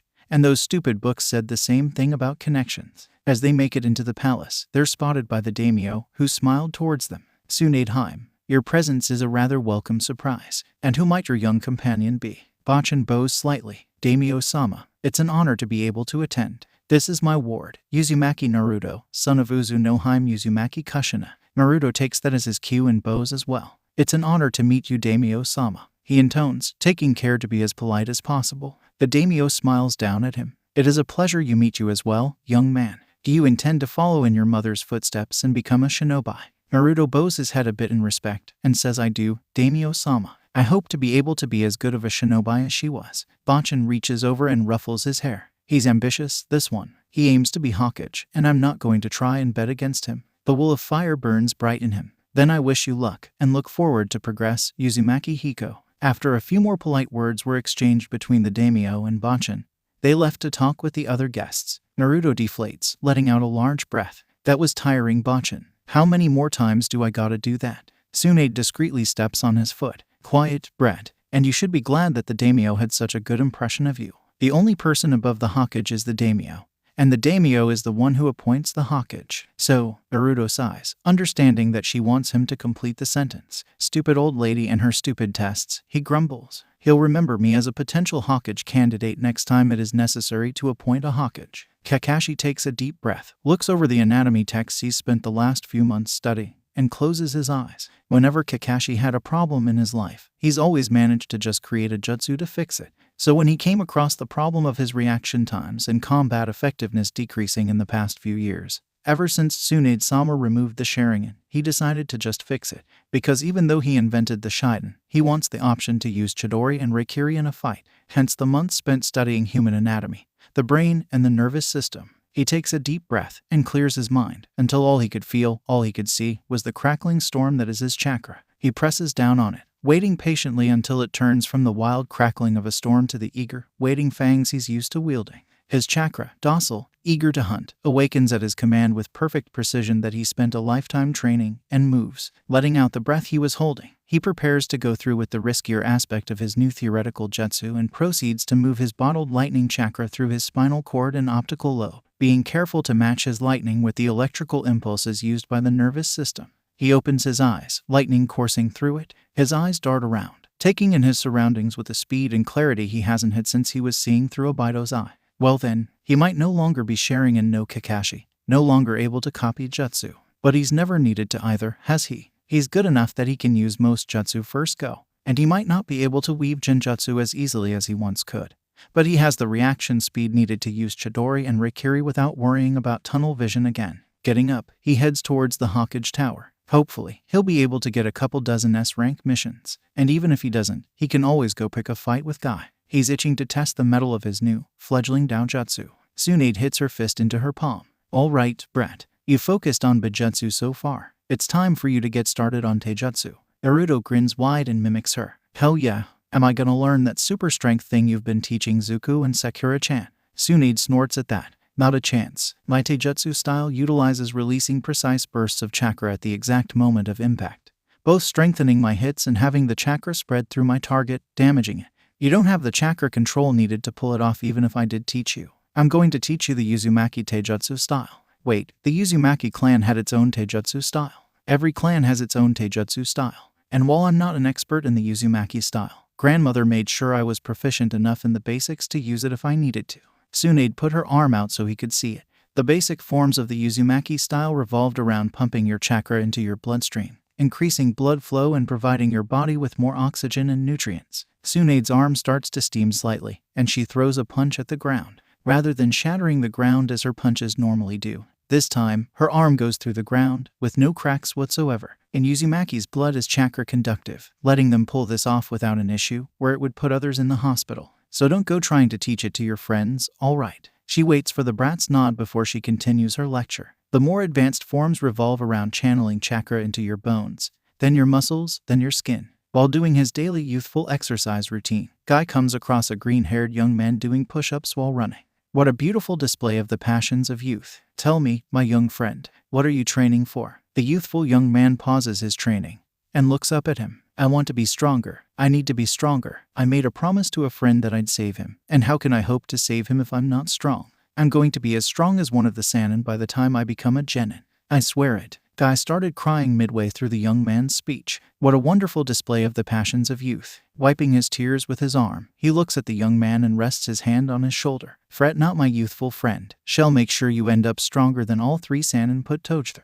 And if I cannot, I shall run to Suna and back on my fingers. And if I cannot do that, I shall 10,000 push-ups with my tongue. And if I cannot do that, Naruto stares in front of him. 500 other Narutos stare back at him. With a solemn nod, he raises his bow staff. Listen up, everyone. We have an opportunity to do what's good, to do what's right, and we have a responsibility to ourselves to do it. Come hell or high water, come death or torture, we will not break. We will persevere, and we will accomplish our task. Now who's with me? He is met with resounding roars from his audience. That's what 𝐴𝐻𝐻𝐿 talking about. Now let's master the Bijutsu so that we can finally start learning Kenjutsu. Absorbed as he is, he fails to notice one Tsunade Senju's horror at the monster that she's created. Sogachuichi sighs the moment he enters his assigned quarters. The council has sent him into this blasted village to kidnap the Hyuuga and the Uzumaki, and it's been a pain identifying his targets without letting on that that's what he was doing. The Hyuuga was annoyingly reclusive, and the Uzumaki didn't have his clan's characteristic red hair. But in the end, not only was he not only able to find his targets, but he was also lucky enough to find out that their schedules intersect in the evening. He'll just have to nab the brats tonight when they leave the library. Kurama has lived a long time, and during that time, there are only a few that have ever claimed to have cared for him, to call him family. Their father, Hagoromo, the being that created, that loved him, father, who died months after creating them. Shikaku, Matatabi, Isabu, Son Goku, Kokuo, Seiken, Chomai and Juki, the other Biju. His siblings, whom he spent millennia alongside. His siblings, that are the only other being like him. His siblings, that abandoned each other. His siblings, that grew to hate each other. His oldest brother Indra, who would watch over them. Indra, who protected them when they were young. Indra, who turned his red gaze on anyone that sought them harm. Indra, who turned his red gaze on them. His older brother Asura, who would soothe their nightmares. Asura, who played with. Asura, who raised them after their father's death. Asura, who discarded them like used weapons when they weren't able to help him win. Asura, who discarded them in favor of running after Indra. And now, millennia later, Uzumaki Naruto has claimed Kurama as a part of his family. Uzumaki Naruto, who makes sure to visit him frequently. Uzumaki Naruto, who calls him by his name. Uzumaki Naruto, who keeps treating Kurama like a little brother no matter how much he insults and threatens the human, and as hesitant and bitter he is towards him, as much as Kurama refuses to acknowledge the brat's claim he is Kurama's, his, and these puffed-up pests with delusions of adequacy have dared to harm that which belongs to him. They have dared to take that which belonged to him. Worse, they have dared to take his family. And he is family, because Kurama, even with all his grudges and hate, never could hold it against those he hates. He never could hate Indra for betraying them, nor could he hate Asura for abandoning them. So Kurama lets go of the confused feelings he's had of late with ease, and wields the seething hatred he's become familiar with over the decades as a weapon, and floods his chakra through the kid. The child's eyes snap open, red-slitted eyes glaring at the inside of the sack he and the other human are in. Kurama swipes a claw, falling to the ground as a result. He doesn't take stock of his surroundings. He doesn't need to know if he is surrounded by trees or sand. All he needs to know is that the wretched things that took what's his are in front of him. Naruto comes to, being shaken awake, confused and disoriented, and looks at a crying Hinata. What happened? He asks. The last thing he remembered was those ninja attacking him and Hinata-chan when he was walking her home. Because he has manners, thank you very much, and then nothing other than anger. Looking around, he feels sick. There are people dead, in pieces, blood everywhere. Cautious, he looks down at himself and sees nothing but red. For a moment, he thinks that maybe he's growing red fur like his fox brother. But then he realizes it's blood and starts panicking. Because if all those ninja are dead and he's also hurt, does that mean Hinata-chan was hurt as well? He looks at her quickly and finds that she too is covered in blood. "Hinata-chan, are you alright? Are you hurt?" She shakes her head. "Okay, that's good. She's not hurt. What happened?" Still crying, she sobs out an answer. They took us. And it was dark and scary in the bee bag. And then why you got all red, and they all." Sniffing, she wipes away her tears, only for more to fall down. "I had my eyes closed. And when I opened them you were standing there, and they were all like that." Hiruzen analyzes the events that happened, mind-worrying to categorize all the players and pieces. Kumo sent their head Jonin as a diplomat to discuss the finer details of their peace treaty. The Jonin in question kidnapped the 𝐬𝐻𝐬 Hinata, the 𝐬𝐻𝐬 𝐈𝐻, and Uzumaki Naruto, the secret Uzumaki heir, and the Jinchuruki, likely when the children were walking home from their daily trips to the library. He then went to rendezvous with other 𝐶uman shinobi waiting outside Konoha, and started making their way back to Lightning Country. Naruto, in his panic, channeled the Kyuubi and used its power to slaughter the Kumo ninja. The Raikage then asked for the head of the perpetrator for the insult of his diplomat being murdered. It is unlikely that the shinobi were working on their own. People display signs if they were about to commit treason on this level, and there was no way Kumo wouldn't have noticed that.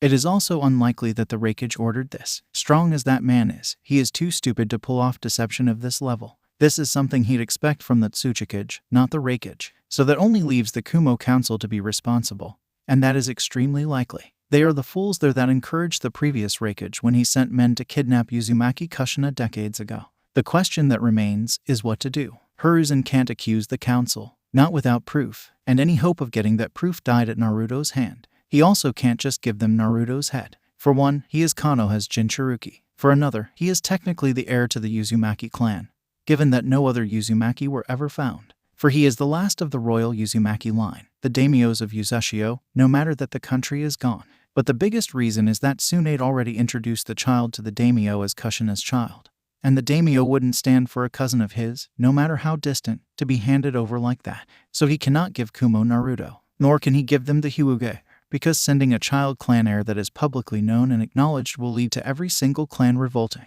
The only choice Hiruzen has other than to refuse Kumo and incite war would be to offer his own head, which would be stupid. Getting himself killed in such a manner would give Danzo the perfect opening to become Hawkage, and he refuses to give that chance to the old Warhawk.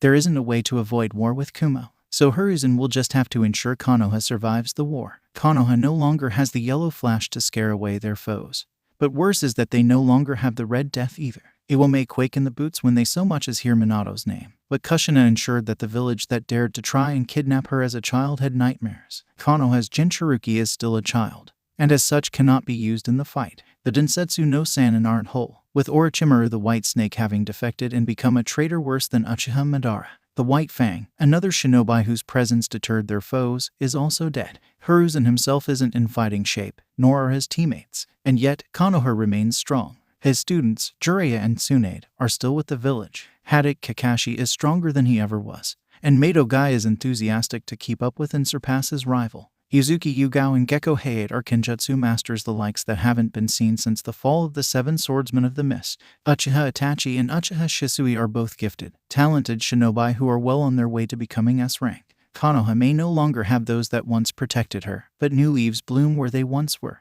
Hiruzen need not worry for Konoha, for the will of fire burns bright in her shinobi.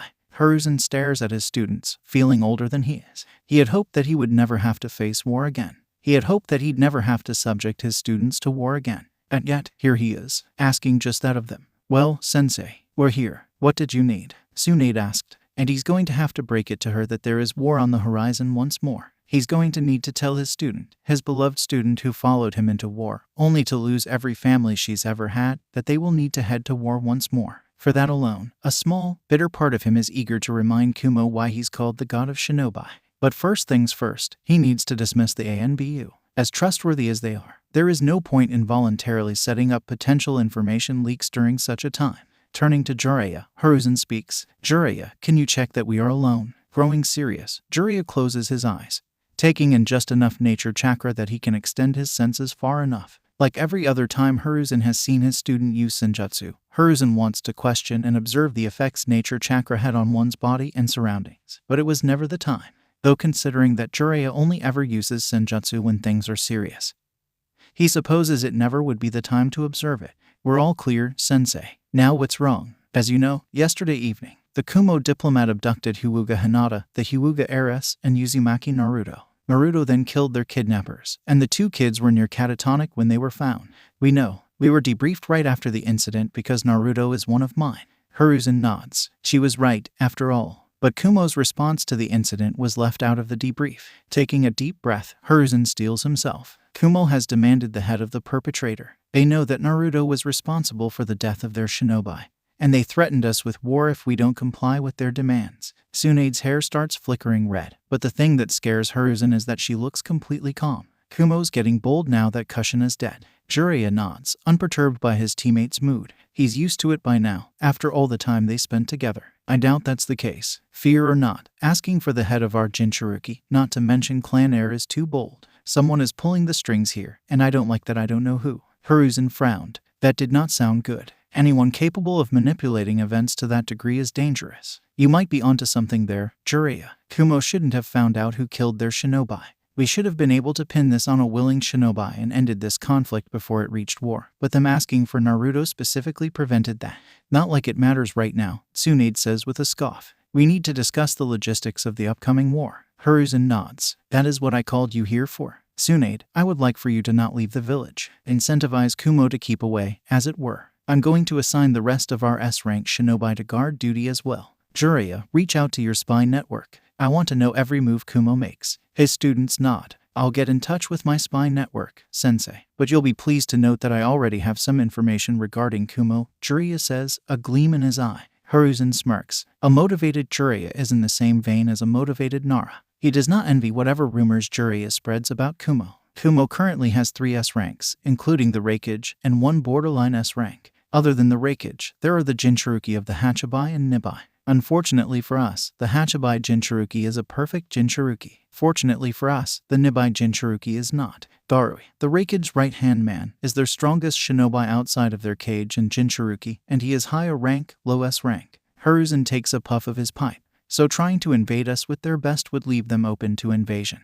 And bringing anything other than their best to fight us is suicidal. What of their numbers? Are we aware of that? Hi, sensei. They outnumber us 3-1, but our shinobi are stronger. It is unlikely that they will make a move immediately. Don't be hasty, Jiraiya. It could cost us lives. It wouldn't hurt to be cautious. Tsunade bit out. Breathing out a cloud of smoke, he inclines his head in acknowledgement of their advice. At least the odds seem to be in their favor. I was already planning on acting cautious. Tsunade, no need to berate Jiraiya. All ANBU not on the active mission roster will be assigned to guard the border with Kaminari no Kuni. And that would short-staff us. Our Jonin would need to do missions on the double to pick up the slack? Tsunade retorts. Shaking his head, Jiraiya counters her. Not if we set aside a few shinobi exclusively to pick up the slack. Oh, Hiruzen asks, curious as to who Jiraiya thinks is capable enough for that. You mentioned that you were going to have our S-rank stationed within the village as guards. While a good idea short-term, it wouldn't work for more than a couple of months. They would get rusty and complacent. No one can stay on guard and in shape that long without any activity. Hiruzen leans back in his chair, taking another puff of his pipe. That could work, sending the S-ranks to cover the excess missions, with village guard duty to relax and recover. Yes, that might work. Turning his sharp gaze back onto Jiraiya, Hiruzen asks, and how long do you think we have before Kumo is ready or willing to attack? A year, maybe a year and a half at best. I can run interference, sabotage the supply chains, feed them false information, spread harmful rumors. I could maybe buy us an extra year or 2, but after that, they'll come chomping for our heads, more pissed off than they are now. An angrier opponent is worth the risk if it will give them time to strengthen themselves, whatever leads to the least number of deaths for his village. Speaking of, Tsunade, I know you won't like what I'm about to say, but I think you should enroll your kids in the academy. What? They are children. You all shut up and listen, Tsunade. Naruto is a target, and not just because of his heritage, which you so carelessly revealed. He is the spark that pushed Kumo over the edge into war. The sooner the child becomes a shinobi, the sooner he will be able to protect himself. Swallow your insecurities and do what is best for the child. Tsunade swallows audibly. Head bent down. Of course, sensei. I apologize for speaking out of turn. I will consider your advice. Jiraiya tentatively clears his throat. Sensei. There's something I need to brief you on. What is it, Jiraiya? Taking a deep breath, Jiraiya soldiers on. I have evidence suggesting that Orochimaru wasn't acting of his own accord. I am requesting permission to track him down. And when I find him, take Tsunade with me to figure out what's wrong and fix it. Hiruzen stares at him sharply. He considers pressing Jiraiya for more details but decides not to. If someone was responsible for Orochimaru's actions, no matter to what degree, it would have to be someone from within Konoha. There's no one else Orochimaru would have trusted enough. And if that's the case, the less he knows, the better. At least until they have solid proof conveying the perpetrator's guilt. Hiruzen doesn't even consider if perhaps Jiraiya was speaking from emotion rather than logic. Jiraiya wouldn't have brought this to his attention if he wasn't completely sure. He knows how his student operates. The moment any evidence pertaining to this made itself known, Jiraiya would have gone off in search of a second piece of evidence wholly unrelated to the first. That meant that Jiraiya confirmed it. Someone pushed, manipulated, or controlled his student into becoming the worst traitor in the village's history, and whoever that was, they would pay. Naruto shimmied forward, pressing his ear to the floor. He absolutely loved the ANBUHQ vents. The only security the building has is the fact that no one's sure if the ANBUHQ even exists. Once Naruto found the building, sneaking in was a piece of cake. And besides the fact that getting one over Konoha's elite is hilarious, Naruto loves lounging around in the vents because the ANBU gossip is the best. With his enhanced hearing, listening in is super easy. And he ends up learning the coolest stuff too. Like how that one time that a NBU were gossiping about how 𝐻𝐸 𝐍𝐸 once got so drunk that he tried to declare war on birds. Or that time an ANBU was very colorfully ranting about how he wanted to shove a rusty kunai up that one-eyed bitch's ass. Or even that extremely disturbing time that a bunch of a NBU got drunk and played fuck, marry, kill about the council members, and Naruto learned a lot of information that he would rather not have. He does not know why one of these weirdos would want someone called 𝐶𝐬 to step on her, and he doesn't want to find out. Though on the flip side, he did also learn a lot about which council members were assholes, and all the reasons why. So that'd probably be useful one day when he's 𝐻𝐸. It's not like these gossip sessions aren't useful now, considering he can just use anything embarrassing he learns about the ANBU, he can just use to blackmail them into letting him go when he's caught for a prank. It's like Orosenin says, knowledge is power and all that rot. And that statement was proven once again, as Naruto overhears the most interesting information. Are you sure, senpai? A feminine voice sighs, before replying. Yes, all ANBU not on the active mission roster are going to be assigned to Border Patrol. The first voice groans. Fuck, why? I got into ANBU to escape those stupid missions. He hears a faint whack, probably someone being hit, and the second voice speaks again. Think, you moron. If Hokage-sama is assigning all available ANBU to Border Patrol, it must mean that Konoha is gearing up for an invasion. He hears a third voice let out a groan, and it sounds familiar to Naruto. What a drag. Do you know which country is being so troublesome? Oh, that's it. This guy reminds Naruto of Shikamaru. Must be someone from his clan then. The, Nara clan, if he remembers right. Yeah, the Nara clan, with their shadow thingy and the deer. Kaminari no Kuni. The first voice replies. Troublesome. The Nara says, you reckon it's because Kumo tried to nab those clan kids? Whoever they were. Someone barks out a sharp laugh, and a fourth voice speaks out. Broly, don't know why we're bothering to guard the border though. It's not like Kumo'd have the balls to attack Konoha. Not while Tsunade-sama is here. Naruto slowly starts crawling back. He knows better than to risk staying for too long,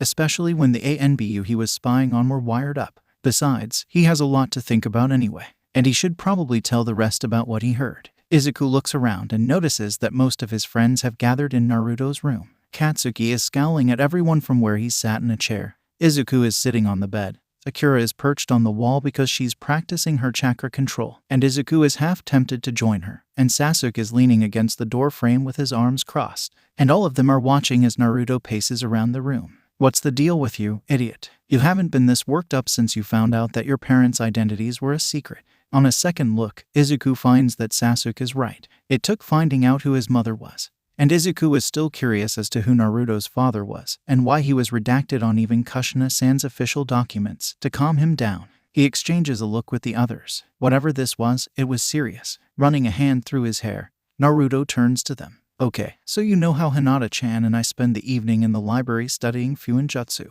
Katsuki, it seems, has run out of patience, because he explodes. For fuck's sake, Whiskers, out with it already. Straightening his shoulders, Naruto looks straight at them. All right. Hinata-chan and I were kidnapped as we were leaving. I'm not sure how, but when I came to, they were all dead, and I was covered in blood. Well, whatever Izuku was expecting. That sure as hell wasn't it. Who was it? Everyone turns to look at Sasuke, his Sharingan spinning wildly. I said, who was it? Kumo? Apparently, Naruto says with a shrug. I overheard that Konoha is increasing border patrol cause we think Kumo might try to attack us. Izuku winces. 3, 2, 1, what the fuck? There it is. He knew that would piss off Katsuki. He never did like, in his words, pompous dickbags with an ego as large as the stick up their ass. Why the fuck would they attack us? Aren't they the bitch-ass losers that got their ass handed to them after trying to kidnap a couple of fucking kids? That could be why they're attacking. 𝐀𝐦 𝐍𝐭 replies that the fact that it happened was an insult to them. Oh, fuck off, 𝐍𝐭. Are you trying to tell me their egos are so fucking fragile that they'd declare war? What next? Their head assholes declaring war because someone said he was bad in bed. Katsuki positively sneers while talking. Blushing, 𝐍𝐭 covers his face, while a blushing Sakura bashes Katsuki's head into the floor. Moron, don't be so crass. Sasuke interrupts them. We're off topic. What happened, happened. We can't change it. What's the plan, Naruto? Looking at all of them seriously, Naruto proposes his plan. We should convince the adults to enroll us into the academy as soon as possible. If our village is going to be attacked, I want to help as soon as I can, and I know the rest of you would feel the same way. What about Hinata-san? 𝐍𝐭 asks, because she was one of the 2 people involved in this mess. I don't know much, but her dad's a great asshole. I doubt he'd let her join, and I don't want to make her sad. So, he looks around at them and trails off. How do we convince them? My parents won't care. If they ever end up noticing, that is. Sakura spat out. Sasuke winces. Do you need us to prank them? Because the idiot and I could probably make their life hell. More so if 𝐍𝐭 joins in. Sakura shakes her head and dramatically falls down on the bed. Nah, not worth it. I'll tell you if that changes though. 𝐻𝐻. Well, my mother will be alright with it once she hears of my reasons. She always has encouraged Itachi and I to bend the rules when it concerns the safety or happiness of a loved one. They stare at each other, all coming to the conclusion that the only person who would need convincing is Tsunade-san, and convincing her of anything was like pulling teeth. Suddenly, Naruto's head snaps up, a beaming smile on his face. Guys, I have the perfect plan. It's gonna be so easy. 𝗳𝗵𝗄. Tsunade glances cautiously at the assembled brats, all dressed formally, even Naruto. The brat was wearing the sea blue kimono she had made for him when they attended the daimyo's party. It was a beautiful shade of blue, with white highlights akin to that of sea foam. But no matter its beauty, Naruto hates the material it's made of and threatened to set the clothes, himself, and her on fire if she made him wear it again. So seeing him wear it set off every one of her alarm bells, especially considering they called her here to discuss something important.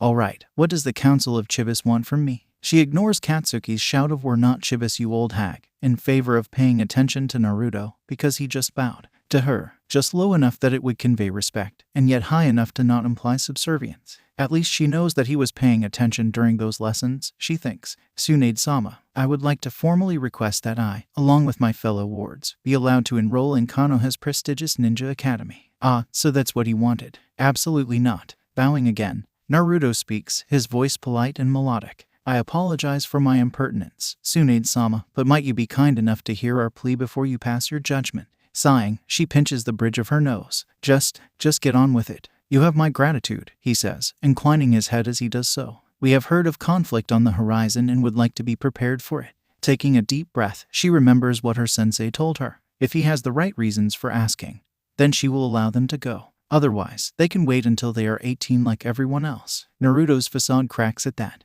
You're a shinobi, Bachin. What if something happened to you? If we were shinobi, we could do our best to protect you and each other. I don't want to lose anyone. Tsunade melts a bit at that and smiles. Walking over and ruffling his hair, she decides to give him some advice. Fine, I'll let you attend early. Though if you want my advice, you should have spoken as you normally do from the start. What? Why'd you have me learn all this stuff if I didn't have to use it? 𝗳𝗵𝗄. Because there are times when you need to be formal and polite. Now wasn't one of them. Here's some advice my grandfather told me when I was a child. If you want to reach out to someone's heart, then you must speak from the heart. And you have one of the biggest hearts I know. Hiruzen looks at the shinobi gathered in front of him. Haddock Kakashi. Madogai, Uchiha Makoto, Uchiha Itachi, Uchiha Shisui, Yuzuki Yugao and Gekko Heiei. We are expecting Kumo to invade us. He will all cycle between staying in the village to guard it and leaving to complete our access missions. Any of you that are currently in ANBU are transferred to the Jonin Corps, effective immediately. Hi, Hokage-sama. 𝐍𝐭 was nervous all morning. He and his friends were put in different classes in the academy. Why didn't they think of this? What if he can't see them again? What if all his classmates are horrible and mean? Oh god, everyone's going to be older than him too. 𝐍𝐭 takes a deep breath. In for 7 seconds, hold for 5 seconds, and out for 7 seconds. He's fine. He can still meet up with his friends during lunch and after school. His classmates won't bully him for being quirkless because he's pretty sure quirks aren't a thing here. And it won't matter if they're older than him, he's still strong. 𝐀𝐦 wouldn't have let them come otherwise. And who knows, he might even make more friends. With that optimistic thought, he walks into his classroom and takes a seat, looking at who he's sharing a bench with. A green-haired girl his age with pretty orange eyes is beaming at him. "Hey, I'm 𝐓𝐴𝐬, nice to meet ya." Hi, 𝐓𝐴𝐬. I'm Midoriya Izuku. Nice to meet you as well." Her eyes and smile widen at that. Hey, Izuku-kun. What's your favorite number?" It's 9. He stammers out, blushing as he does. He thought he got over his stutter, that was so embarrassing. And now she's not going to want to be friends with him cause he's lame. Cool, mine's 7. Lucky number 7. Naruto tries to pay attention to what the teacher is saying, but he just can't. This is the Ninja Academy. Why the hell was it so boring? He already knows this stuff cause Bachin made him read about it. And now he's just stuck having to listen to some weirdo go on and on about it. And worst of all, that jerk of a teacher keeps glaring at him. Well, fine. If he won't learn anything by listening to those jerks, he might as well do something else. There has been a new seal he's been struggling with, anyway. Swapping out his textbook for the notebook he uses to try and put together seals, he looks at his newest roadblock. He wants to make a seal that can keep taking a little bit of chakra, store it, and then give it back when needed. He already has a chakra storage seal written and ready from when he made Hinata-chan those shockwave gloves. But that seal function is based on how much chakra you put into it. So if he wants it to absorb small amounts of chakra, he's going to need to somehow invert the sequence without destabilizing the whole seal. Perhaps if he links the seal directly to the chakra network. But no, that wouldn't work. It'll take all the chakra available, killing the person using it. Stabilizing seals on their own can only do so much. But what if he attaches resistor and limiter components to the input sequence? That could work. He should probably test it out once he goes home. But the thing that stumps him no matter how much he thinks about it is how the seal will know when to give the chakra back. He wants it to work so that when the person is running low on chakra, the seal will notice and give back the chakra it collected. And it needs to do that slowly as well, cause too much chakra at once and it might hurt them. Hours of thinking later, he decides to give up on it for now. He'll come back to this when he knows more about Fuinjutsu. Maybe he'll be able to figure it out then. But it's annoying that he can't finish this seal. Sakura's birthday was coming up soon, and this would have been the perfect gift. She has low chakra reserves, so a seal that can act as a chakra battery would have been useful for her. Though maybe if he asks for Bachin's help, he can finish it before her birthday. And then he can even give the seals to the rest of his friends, cause they don't have as much chakra as he does, and they could need it. But if he's giving this to everyone, he can't give it to Sakura as a birthday gift. Damn it, now he's going to have to figure out something else. AI was furious. The plan to start a Hyuga and Uzumaki clan in Kumo was a failure because the idiots that were sent got killed. And Konoha refused to try and appease them, so his head Jonin died for nothing. And because of that, they are forced to go to war with Konoha.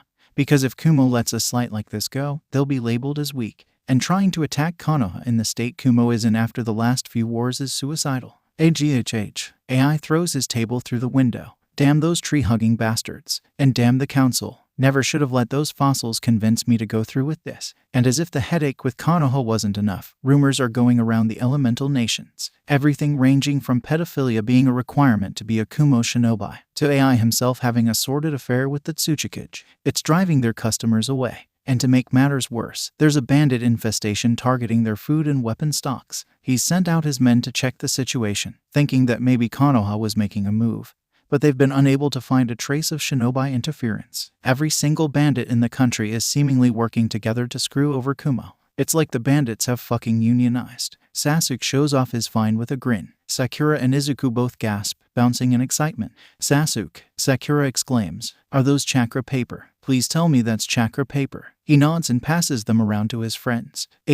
I managed to pilfer them from my mother's armory. What are they, Titebeo? Naruto looks at the slip of paper in his hand. If you channel chakra into them, they'll react according to your chakra affinity. They're made from trees that were fed chakra daily since they were saplings. I do wonder though, what would happen if you fed the sapling elemental chakra? Katsuki blows his paper up. TCH, like I give a shit about affinities. He snarls. I don't need a shitty paper to tell me that I can blow things up. The rest of you can fuck around with them. I'm going to go train. Sakura looks back and forth between Katsuki's back and the rest of them. Should we do something? Shaking his head in response, Izuku turns his attention back to the paper in his hand and stares at it. A moment later it burst into fire, startling a yelp out of all of them, including himself, even if Sasuke will never admit it. Gathering himself, Sasuke turns his attention to his paper and channels chakra into it. The paper crumples before being set on fire. Naruto's attempt leaves his paper cut into tiny, soggy pieces. Sakura turns her slip to dust. Stunned, she turns to Izuku. Did just show every affinity between us. Hell yeah, we did. We'll be even more kick-ass when we work together now, 𝗬𝗲𝗄𝐽. Izuku sits under a tree, staring up at the night sky. He's always loved the stars. They always seemed so ethereal to him, something permanent and unchanging. And yet, here he is, looking up at the beautiful night sky, the stars as ethereal as ever, but different. He shifts when he feels Fu sit next to him. He's gotten rather close to her over the last few months. Hey, Fu. Hi, Zuko. You alright? He hums. More or less. Just miss home, is all. She leans her head onto his shoulder. Oh, on days that I was bullied, or was just having a bad day, my mom took me up to the roof and we'd just look at the stars. We had a game where we found shapes from the stars and made up stories about them. Oh, that sounds fun. Let me try. Pointing at the sky, she exclaims those ones. See, if you start with that as the top, and then it goes down like this, it looks like a beetle. Izuku snorts at that. Everything looks like a beetle to you. They lapse into a comfortable silence, just enjoying each other's presence. Hey, Fu. Yeah,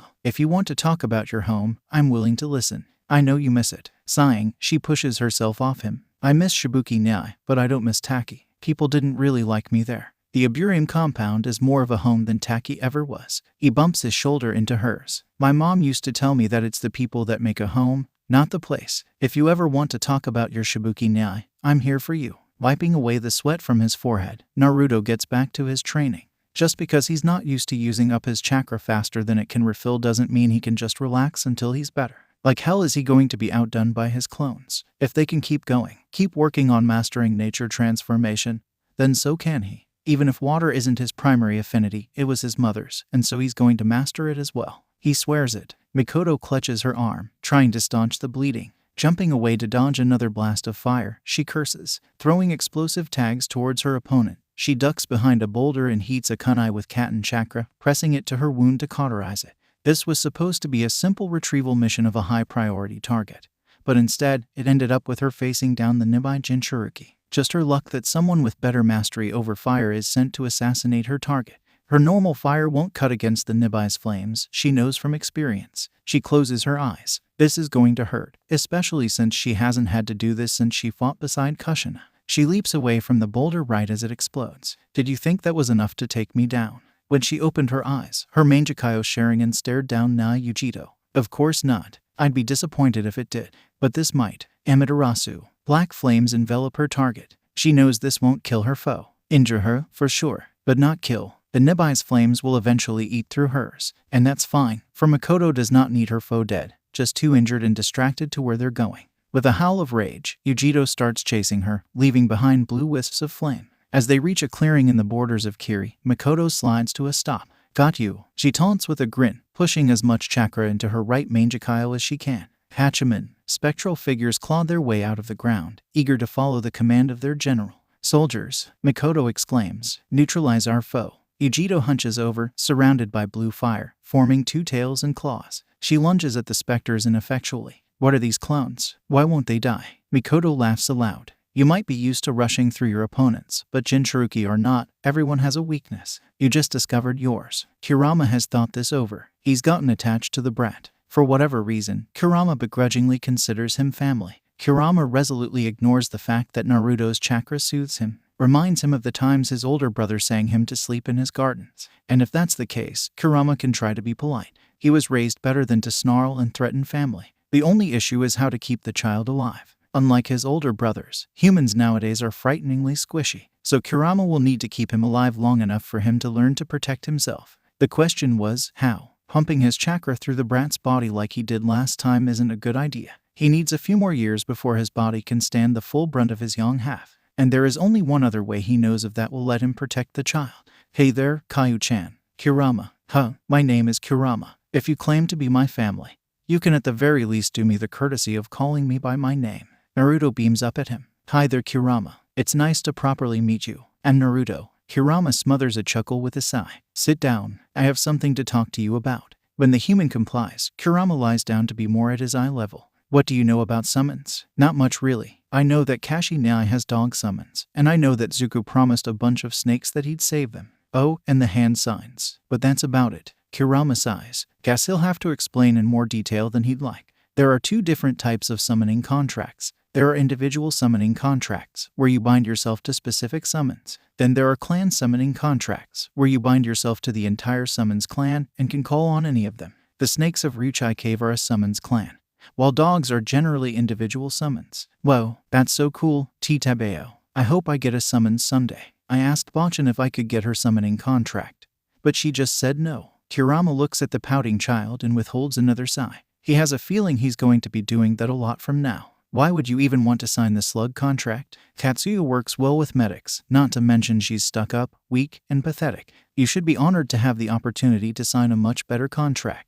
Which one? Naruto asks eagerly. Why, my individual summoning contract, of course. As soon as Kurama figures out how to do that in the first place. Not like he'll tell the human that, of course. Kurama might be making an effort to be polite, but he does still have a reputation to maintain. Thank you very much. Shisui curses his bad luck. He's down an eye and heavily injured. Makoto-sama, Kakashi-senpai, Gai-san, and Gekko-san are all away on missions, and Yugao-senpai is on bed rest from her last missions. He, Itachi, and Tsunade-sama were to guard the village, but Jiraiya-sama and Tsunade-sama left on a classified joint mission at the last minute. Shisui is barely able to fight, so defending against the attack is left to Itachi and Hokage-sama if he makes it in time. This had to have been planned. There's no other way an attack happened at the precise time frame the village was least defended.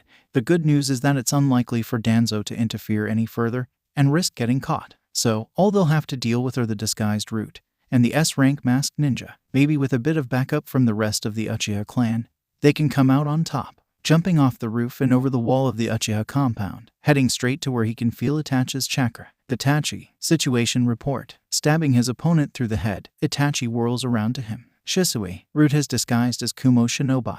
It seems Danzo is ensuring that the war with Kumo can't be circumvented. Running through hand signs, Shisui breathes fire over Itachi's shoulder, taking out an enemy ninja that was about to stab his cousin in the back, brightening up the street. Hopefully, someone will see the light from the fire show up to provide backup. Of course he is. I'm not at my best, but I can still help. Where am I needed? Shisui might be older and more experienced than his cousin, but Itachi was the one dealing with this situation from the start. He knows more about the players and their positions in the fight. Our clansmen are guarding the kids at the main house. Back them up. They're fighting Madara, and they won't last long. You sure you don't need help? Itachi briefly turns to flash him a smirk, his Sharingan bleeding into his Mangekyou Sharingan. I think I'll manage. Susanoo. With a shake of his, Shisui starts making his way towards the main house, leaving behind an ethereal, building-sized, red, humanoid creature to deal with Root. Itachi can take care of Root. Shisui needs to focus on the lunatic who is, unfortunately, powerful enough to back up his delusions of being a dead man.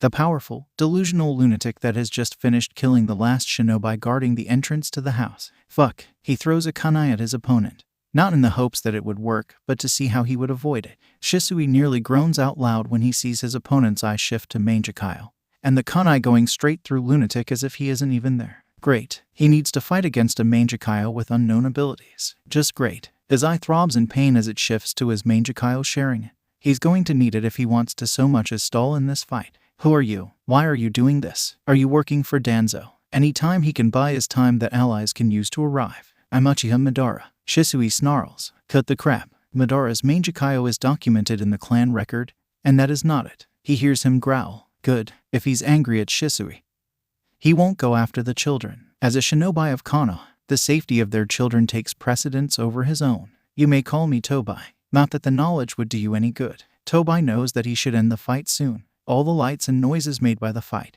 not to mention Itachi's fucking Susanoo he can see over the buildings, is going to attract attention. And while he picked a time that the other S-ranks were either away on missions or too injured to fight, and he fed the Sannin false information regarding their search to send them on a wild goose chase, there wasn't anything he could do about Sarutobi, and he's learned his lesson about trying to pick fights with a Hokage. At least Uchiha Shisui is too tired to maintain his Susanoo for more than short bursts. Through generous use of his 𝐀𝐦, he was finally able to slip past Uchiha Shisui's defense and stab him through the chest. Rather than scream in pain or do anything satisfying, he grins at Tobai even as he's dying. You lose. Tobai feels a chill run up his spine. Slowly, he turns around and suppresses a scream of terror. Staring at him from the shadows of the alleyway are 3 sets of glowing white eyes. The figure walks forward, every step slow and deliberate. Every step rang like a death knell. Every step causes Tobai to step back, for he is face to face not with the Hawkage as he assumed, but with someone far worse. You really thought I'd fall for false information, eh brat? Mikoto hissed, her arm flaring in pain as she wrapped it in a bandage. Putting away her first aid kit, she runs through the hand signs for the summoning jutsu. In a puff of white smoke, 2 crows appear. Mikoto-sama, how may we help you? Kurohane-san, Kuroshoku-san. She nods in greeting. Reaching into her pouch, she pulls out a couple of scrolls. I have 2 scrolls that need to be delivered to Hawkage-sama. One of them is a sealing scroll holding my objective, and the other is a prisoner scroll holding the Jinchuruki of the 𝗵𝐴. Please ensure that they reach their destination. Kuroshoku-san. With a nod, the crow in question flies over, clutches the scrolls in her claws, and dives into Mikoto's shadow. Pulling out 2 more scrolls, Mikoto hands them to the remaining crow. If you would be kind enough to serve as a decoy, Kurohane-san. Of course, Mikoto-sama. As she was about to make her way home, she sensed a ping of chakra large enough to belong to an adult Uzumaki, yet without the tinge of sea breeze inherent in Uzumaki. That is unfortunate. The only people capable of matching an Uzumaki in chakra capacity are Jinchuruki and Hoshikage Kasama, the Biju without a tail. Neither are options she is capable of defeating in her current state, injured and tired as she is. With a sigh, Mikoto runs through the hand signs for the summoning jutsu once more. How may I serve, Mikoto-sama? The newly summoned crow asks. Kurakami-san, I have fought and bested the Jinchuruki of the 𝗵𝐴. It is unlikely that Kumo sent her out on her lonesome. And considering I can sense a foe with Uzumaki-level chakra capacity, it is likely the Jinchuruki of the 𝗪𝐻𝐵. I will be unable to reach Konoha before I am caught. Please be on standby to retrieve my eyes in the event that I am defeated. Unsealing her Kusarigama, she channels Katen chakra through it, setting it ablaze. This battle may result in her defeat, but she will ensure that it won't be easy. Hiruzen is furious enough that he's breathing smoke, his chakra acting up and igniting itself in his lungs. The Uchiha clan, one of the founding clans of Konohagakure, was killed overnight. Thankfully, the children are fine, and Hiruzen assigned Tsunade and Jiraiya as their temporary guards, so they will be safe from all internal and external threats. It is the surviving adults that are the cause of his anger. Uchiha Shisui, Shunshin no Shisui, was fatally injured and is currently fighting for his life, not to mention missing an eye. Uchiha Itachi of the Red Moon, only suffered minor injuries. However, somehow, a rumor has already spread throughout the entirety of the village declaring Itachi as the culprit behind the massacre. The rumors being spread over the years of the Uchiha clan's part in the Kyuubi attack, the relocation of the Uchiha clan to the outskirts being ordered behind his back, Tsunade and Jiraiya being sent false information at the exact same time the non-Uchiha S rank was in the hospital. No one spotting the obvious signs of fighting in the Uchiha compound. Hiruzen being inexplicably swamped by paperwork the night of the attack. The corpses of nameless Kumo ninja found with traces of Juinjutsu on their tongue. The rumors spreading of Itachi being responsible for this mess. It's all painting a picture, and Hiruzen does not like what he's seeing. Old as he was, Hiruzen is perfectly capable of seeing what's going on. Someone spread rumors of the Uchiha's involvement with the Kyuubi attack as a ploy to move them to the outskirts so that when they are finally killed, no one would be able to notice or arrive in time. This has Danzo's fingerprints all over it, and Hiruzen is furious that he can't just have the traitorous scumbag executed and be done with it. Unfortunately, his old teammate has the daimyo's favor. Hiruzen is going to need ample evidence to justify Danzo's execution if he doesn't want to incur the daimyo's wrath, and Danzo is nothing if not good at erasing evidence. He's distracted from imagining how he would like to wring that traitor's neck when a puff of white smoke materializes on his desk. When the smoke disappears, rather than the toad he was expecting, he's greeted with a crow. Dropping 2 scrolls on the table, the crow speaks. I have scrolls from Mikoto-sama. One of them contains the objective, and the other the 𝗵𝐴 Jinchuruki. Hiruzen gapes at the crow, his pipe falling onto the floor. The 𝗵𝐴 Jinchuruki. What was Mikoto doing fighting? No, never mind. Not like it matters. At least this deals a much-needed blow to Kumo. He makes a sign, one of his ANBU appearing beside him as a result. Here, take this to Ibiki. Tell him he is to use whatever means he deems needed to extract information from the prisoner. The only restriction is that the prisoner is to be left alive for now. With a bow, the ANBU takes the scroll and disappears. Sighing, Hiruzen rubs his forehead. He needs to find a way to dispel the rumors regarding Itachi. He can't afford to lose another shinobi of that caliber. He also needs to get the evacuation procedures updated and change the guard rotations to remove Shisui. Not to mention figuring out how to replace the police force. It has been a position held by the Uchiha.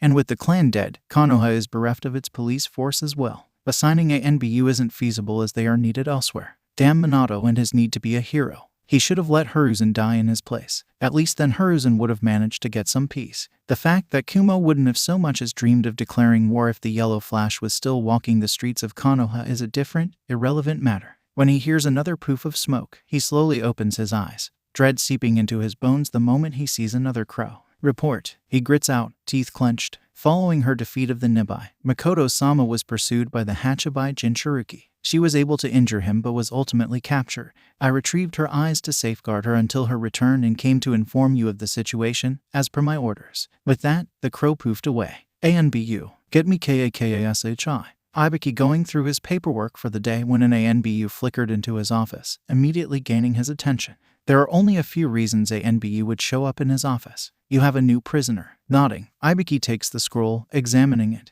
A prisoner's scroll. An alive one then. Excellent. Far more information to be gathered from a living prisoner than from a dead one. My orders. Anything you deem necessary, as long as the prisoner is alive at the end. 𝐈𝐬 whistles at that. He's rarely given that much freedom with a prisoner. Usually, he's ordered to cause no visible damage. He can 𝐻𝐻𝐬 and 𝐴NKO into this. Have it taken care of by the end of the day. Who's the prisoner? The 𝗵𝐸 Jinchuruki. That's not ideal. He can't bring 𝐻𝐻𝐬 in on this. Jinchuruki have the best mental defense in existence, considering that their mental defense consists of getting past the Biju sealed inside them. And 𝐴NKO is a bit too young to be trusted with this. He'll just have to take care of this himself then. However, he's going to need to submit a resource allocation form to get a medic assigned to this prisoner, considering the importance. Kakashi stands before his leader, summoned as soon as he stepped foot in the village, worried as to why he was summoned as he was. His worry only skyrockets when he enters the Hawkage's office, only to find the Hawkage gritting his teeth in fury. Hawkage-sama, Kakashi, you have a new mission.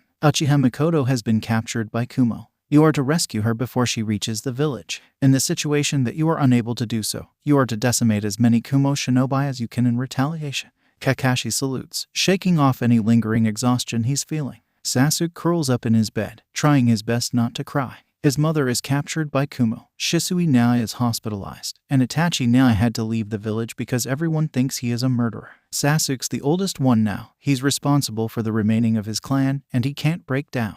But he feels so alone. Sasuke is broken from his crying at sounds from the kitchen, tightening his hold on his kunai.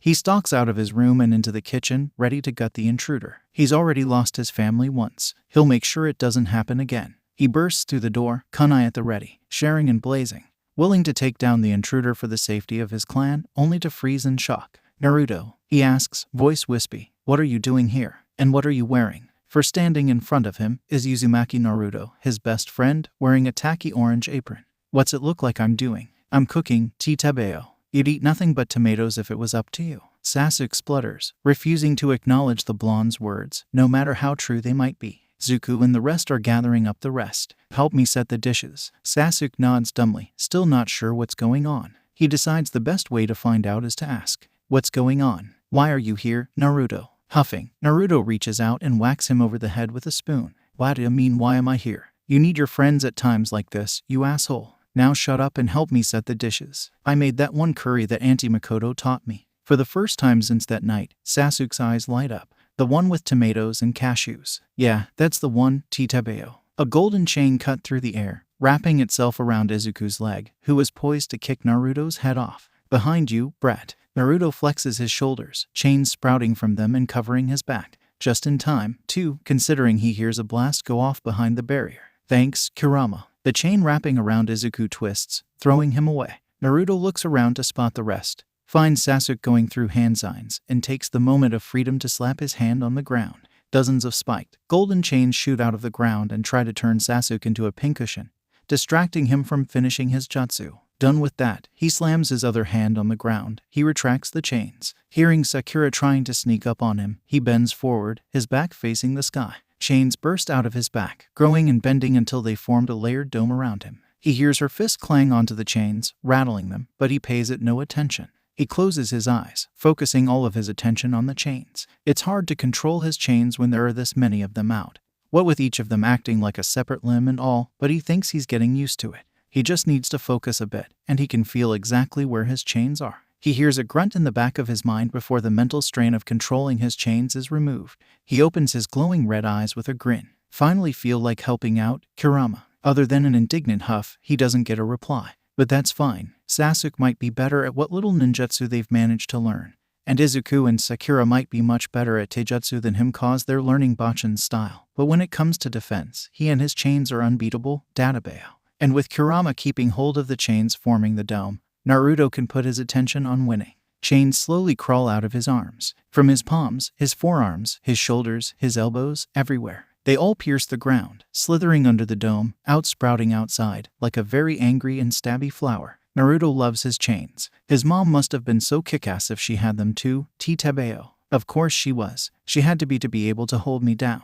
Naruto blinks and rubs his eyes, trying to shake off the sweet allure of his bed to look in the window, which someone has been knocking on. In the middle of the night there's only one person weird and stupid enough to pull shit like this, and he swears he's going to kick that bastard's ass, 𝗂𝗵𝗄𝐻. Wrenching open the curtains and window, Naruto glowers at Sasuke, hoping his excuse for pulling this kind of thing is stupid enough for Naruto to stab him or something. When he's met with a serious, if sheepish expression, Naruto sobers up. What is it? Is anyone bothering you or the kids? Cause I can go wake up Katsuki and Izuku and we can go set their house on fire or something, 𝗂𝗵𝗄𝐻. Sasuke morosely shakes his head. No, it's not that. It's just, sighing, he shoves a crumpled roll of paper that might have at some point been a scroll into Naruto's hands. The council sent me a notice. With a lack of functional Uchiha adults in the village, the clan is without a head, and the council has decided to take care of clan matters until either I am old enough, Shisui wakes up, or my mother escapes Kumo. Naruto can see why Sasuke would be pissed at that. A bunch of rickety old fossils that love that blabber on about shit they don't know, in charge of Sasuke's clan. Yeah, that's like, really stupid, 𝗂𝗵𝗄𝐻. Why'd you come to me though? Sasuke flaps his hands in the air, which, combined with his stupid haircut and pout, makes him look like a constipated duck. You've been reading through Konoha's laws at Tsunade-sama's request. Tell me you know a loophole that can get me to be clan head. Please, Naruto. Those idiots said that the first order of business is to teach us fire safety. 𝗀𝐻, your village sure is talented at taking me off guard. No one else would think to try and temper the flames of the children of the sun, the descendants of the moon and the sky. Naruto's not sure if Kurama meant that literally, or like, metaphorically, but Naruto gets the gist of it. It is a stupid thing to try. Every single Uchiha Naruto has known loved fire. Aunt Mikoto even calls Sasuke her little spark, or her little ember. You could just, like, join the council, right? And council members are allowed to become clan head. Idiot. We are 14. How would I go about joining the council? Naruto stares at Sasuke weird. Cause the bastard's always been stupid, but never this stupid. You just said you're the oldest Uchiha, right? Just claim the seat of the chief of the police force. You'd be a part of the division head council. And then just submit the form or whatever to become clan head. Boom. Weirdos dealt with. Sasuke frowns at that. But then I'd actually have to do police work. And I can't do it on my own. Naruto reaches out his hand, picks up his pillow, and chucks it at the bastard. How many times do we gotta say you can rely on us to help you, 𝗂𝗵𝗄𝐻? And I can just use 𝐀𝐦 and 𝐍𝐭 to create a small army of Uchiha lookalikes or something. It'd be great training. Believe it. Izuku looks down at the green jumpsuit he's holding.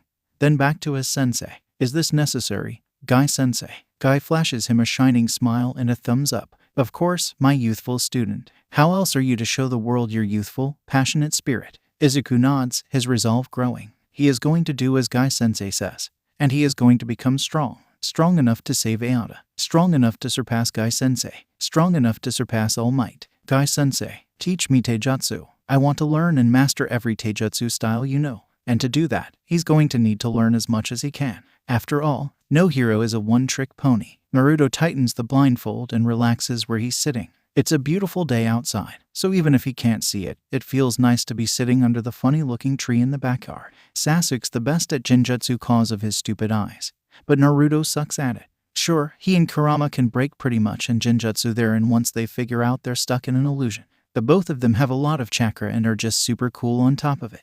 But Sasuke, the bastard, decided to learn more subtle Genjutsu, so Naruto doesn't even realize he's in an illusion and so can't break it. Stuff like making everything seem like they were a couple of inches to the left, making rocks and holes and other traps seem like solid ground. So Naruto has decided that he's going to fight with just his ears and nose, kinda like how 𝐾𝐦 fights with just his nose and his doggos. After annoying Kurama into giving him instructions on how to do that, cause his little brother is the best at hearing, 𝗂𝗵𝗄𝐻, Naruto tries to feel around for his chakra. His chakra, like everyone's chakra, from what he knows, is chaotic and gives off an energizing feeling. This makes sense, cause he read a couple of scrolls that talk about how some Fuinjutsu masters believe chakra to be our souls, as leaving a residue of chakra in a seal can result in an imprint of the user being stored, a fragment of themselves. As confusing as the advanced chakra theory scrolls were, they were worth the effort it took to read them, if only because the idea of chakra imprints used in seals to act as messages, warning, or even a failsafe was like, super cool, 𝗀𝗵𝐽.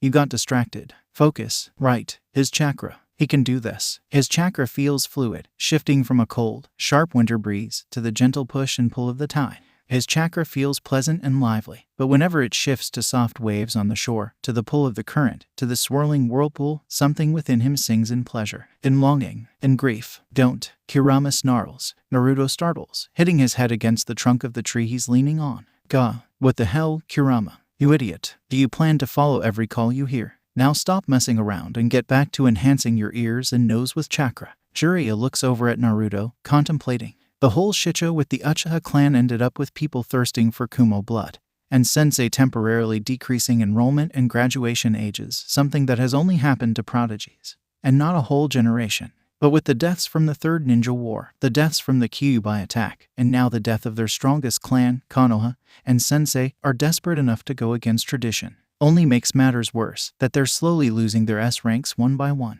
Shisui, Itachi, and Makoto are otherwise indisposed, and Sensei is hardly in fighting shape at this point.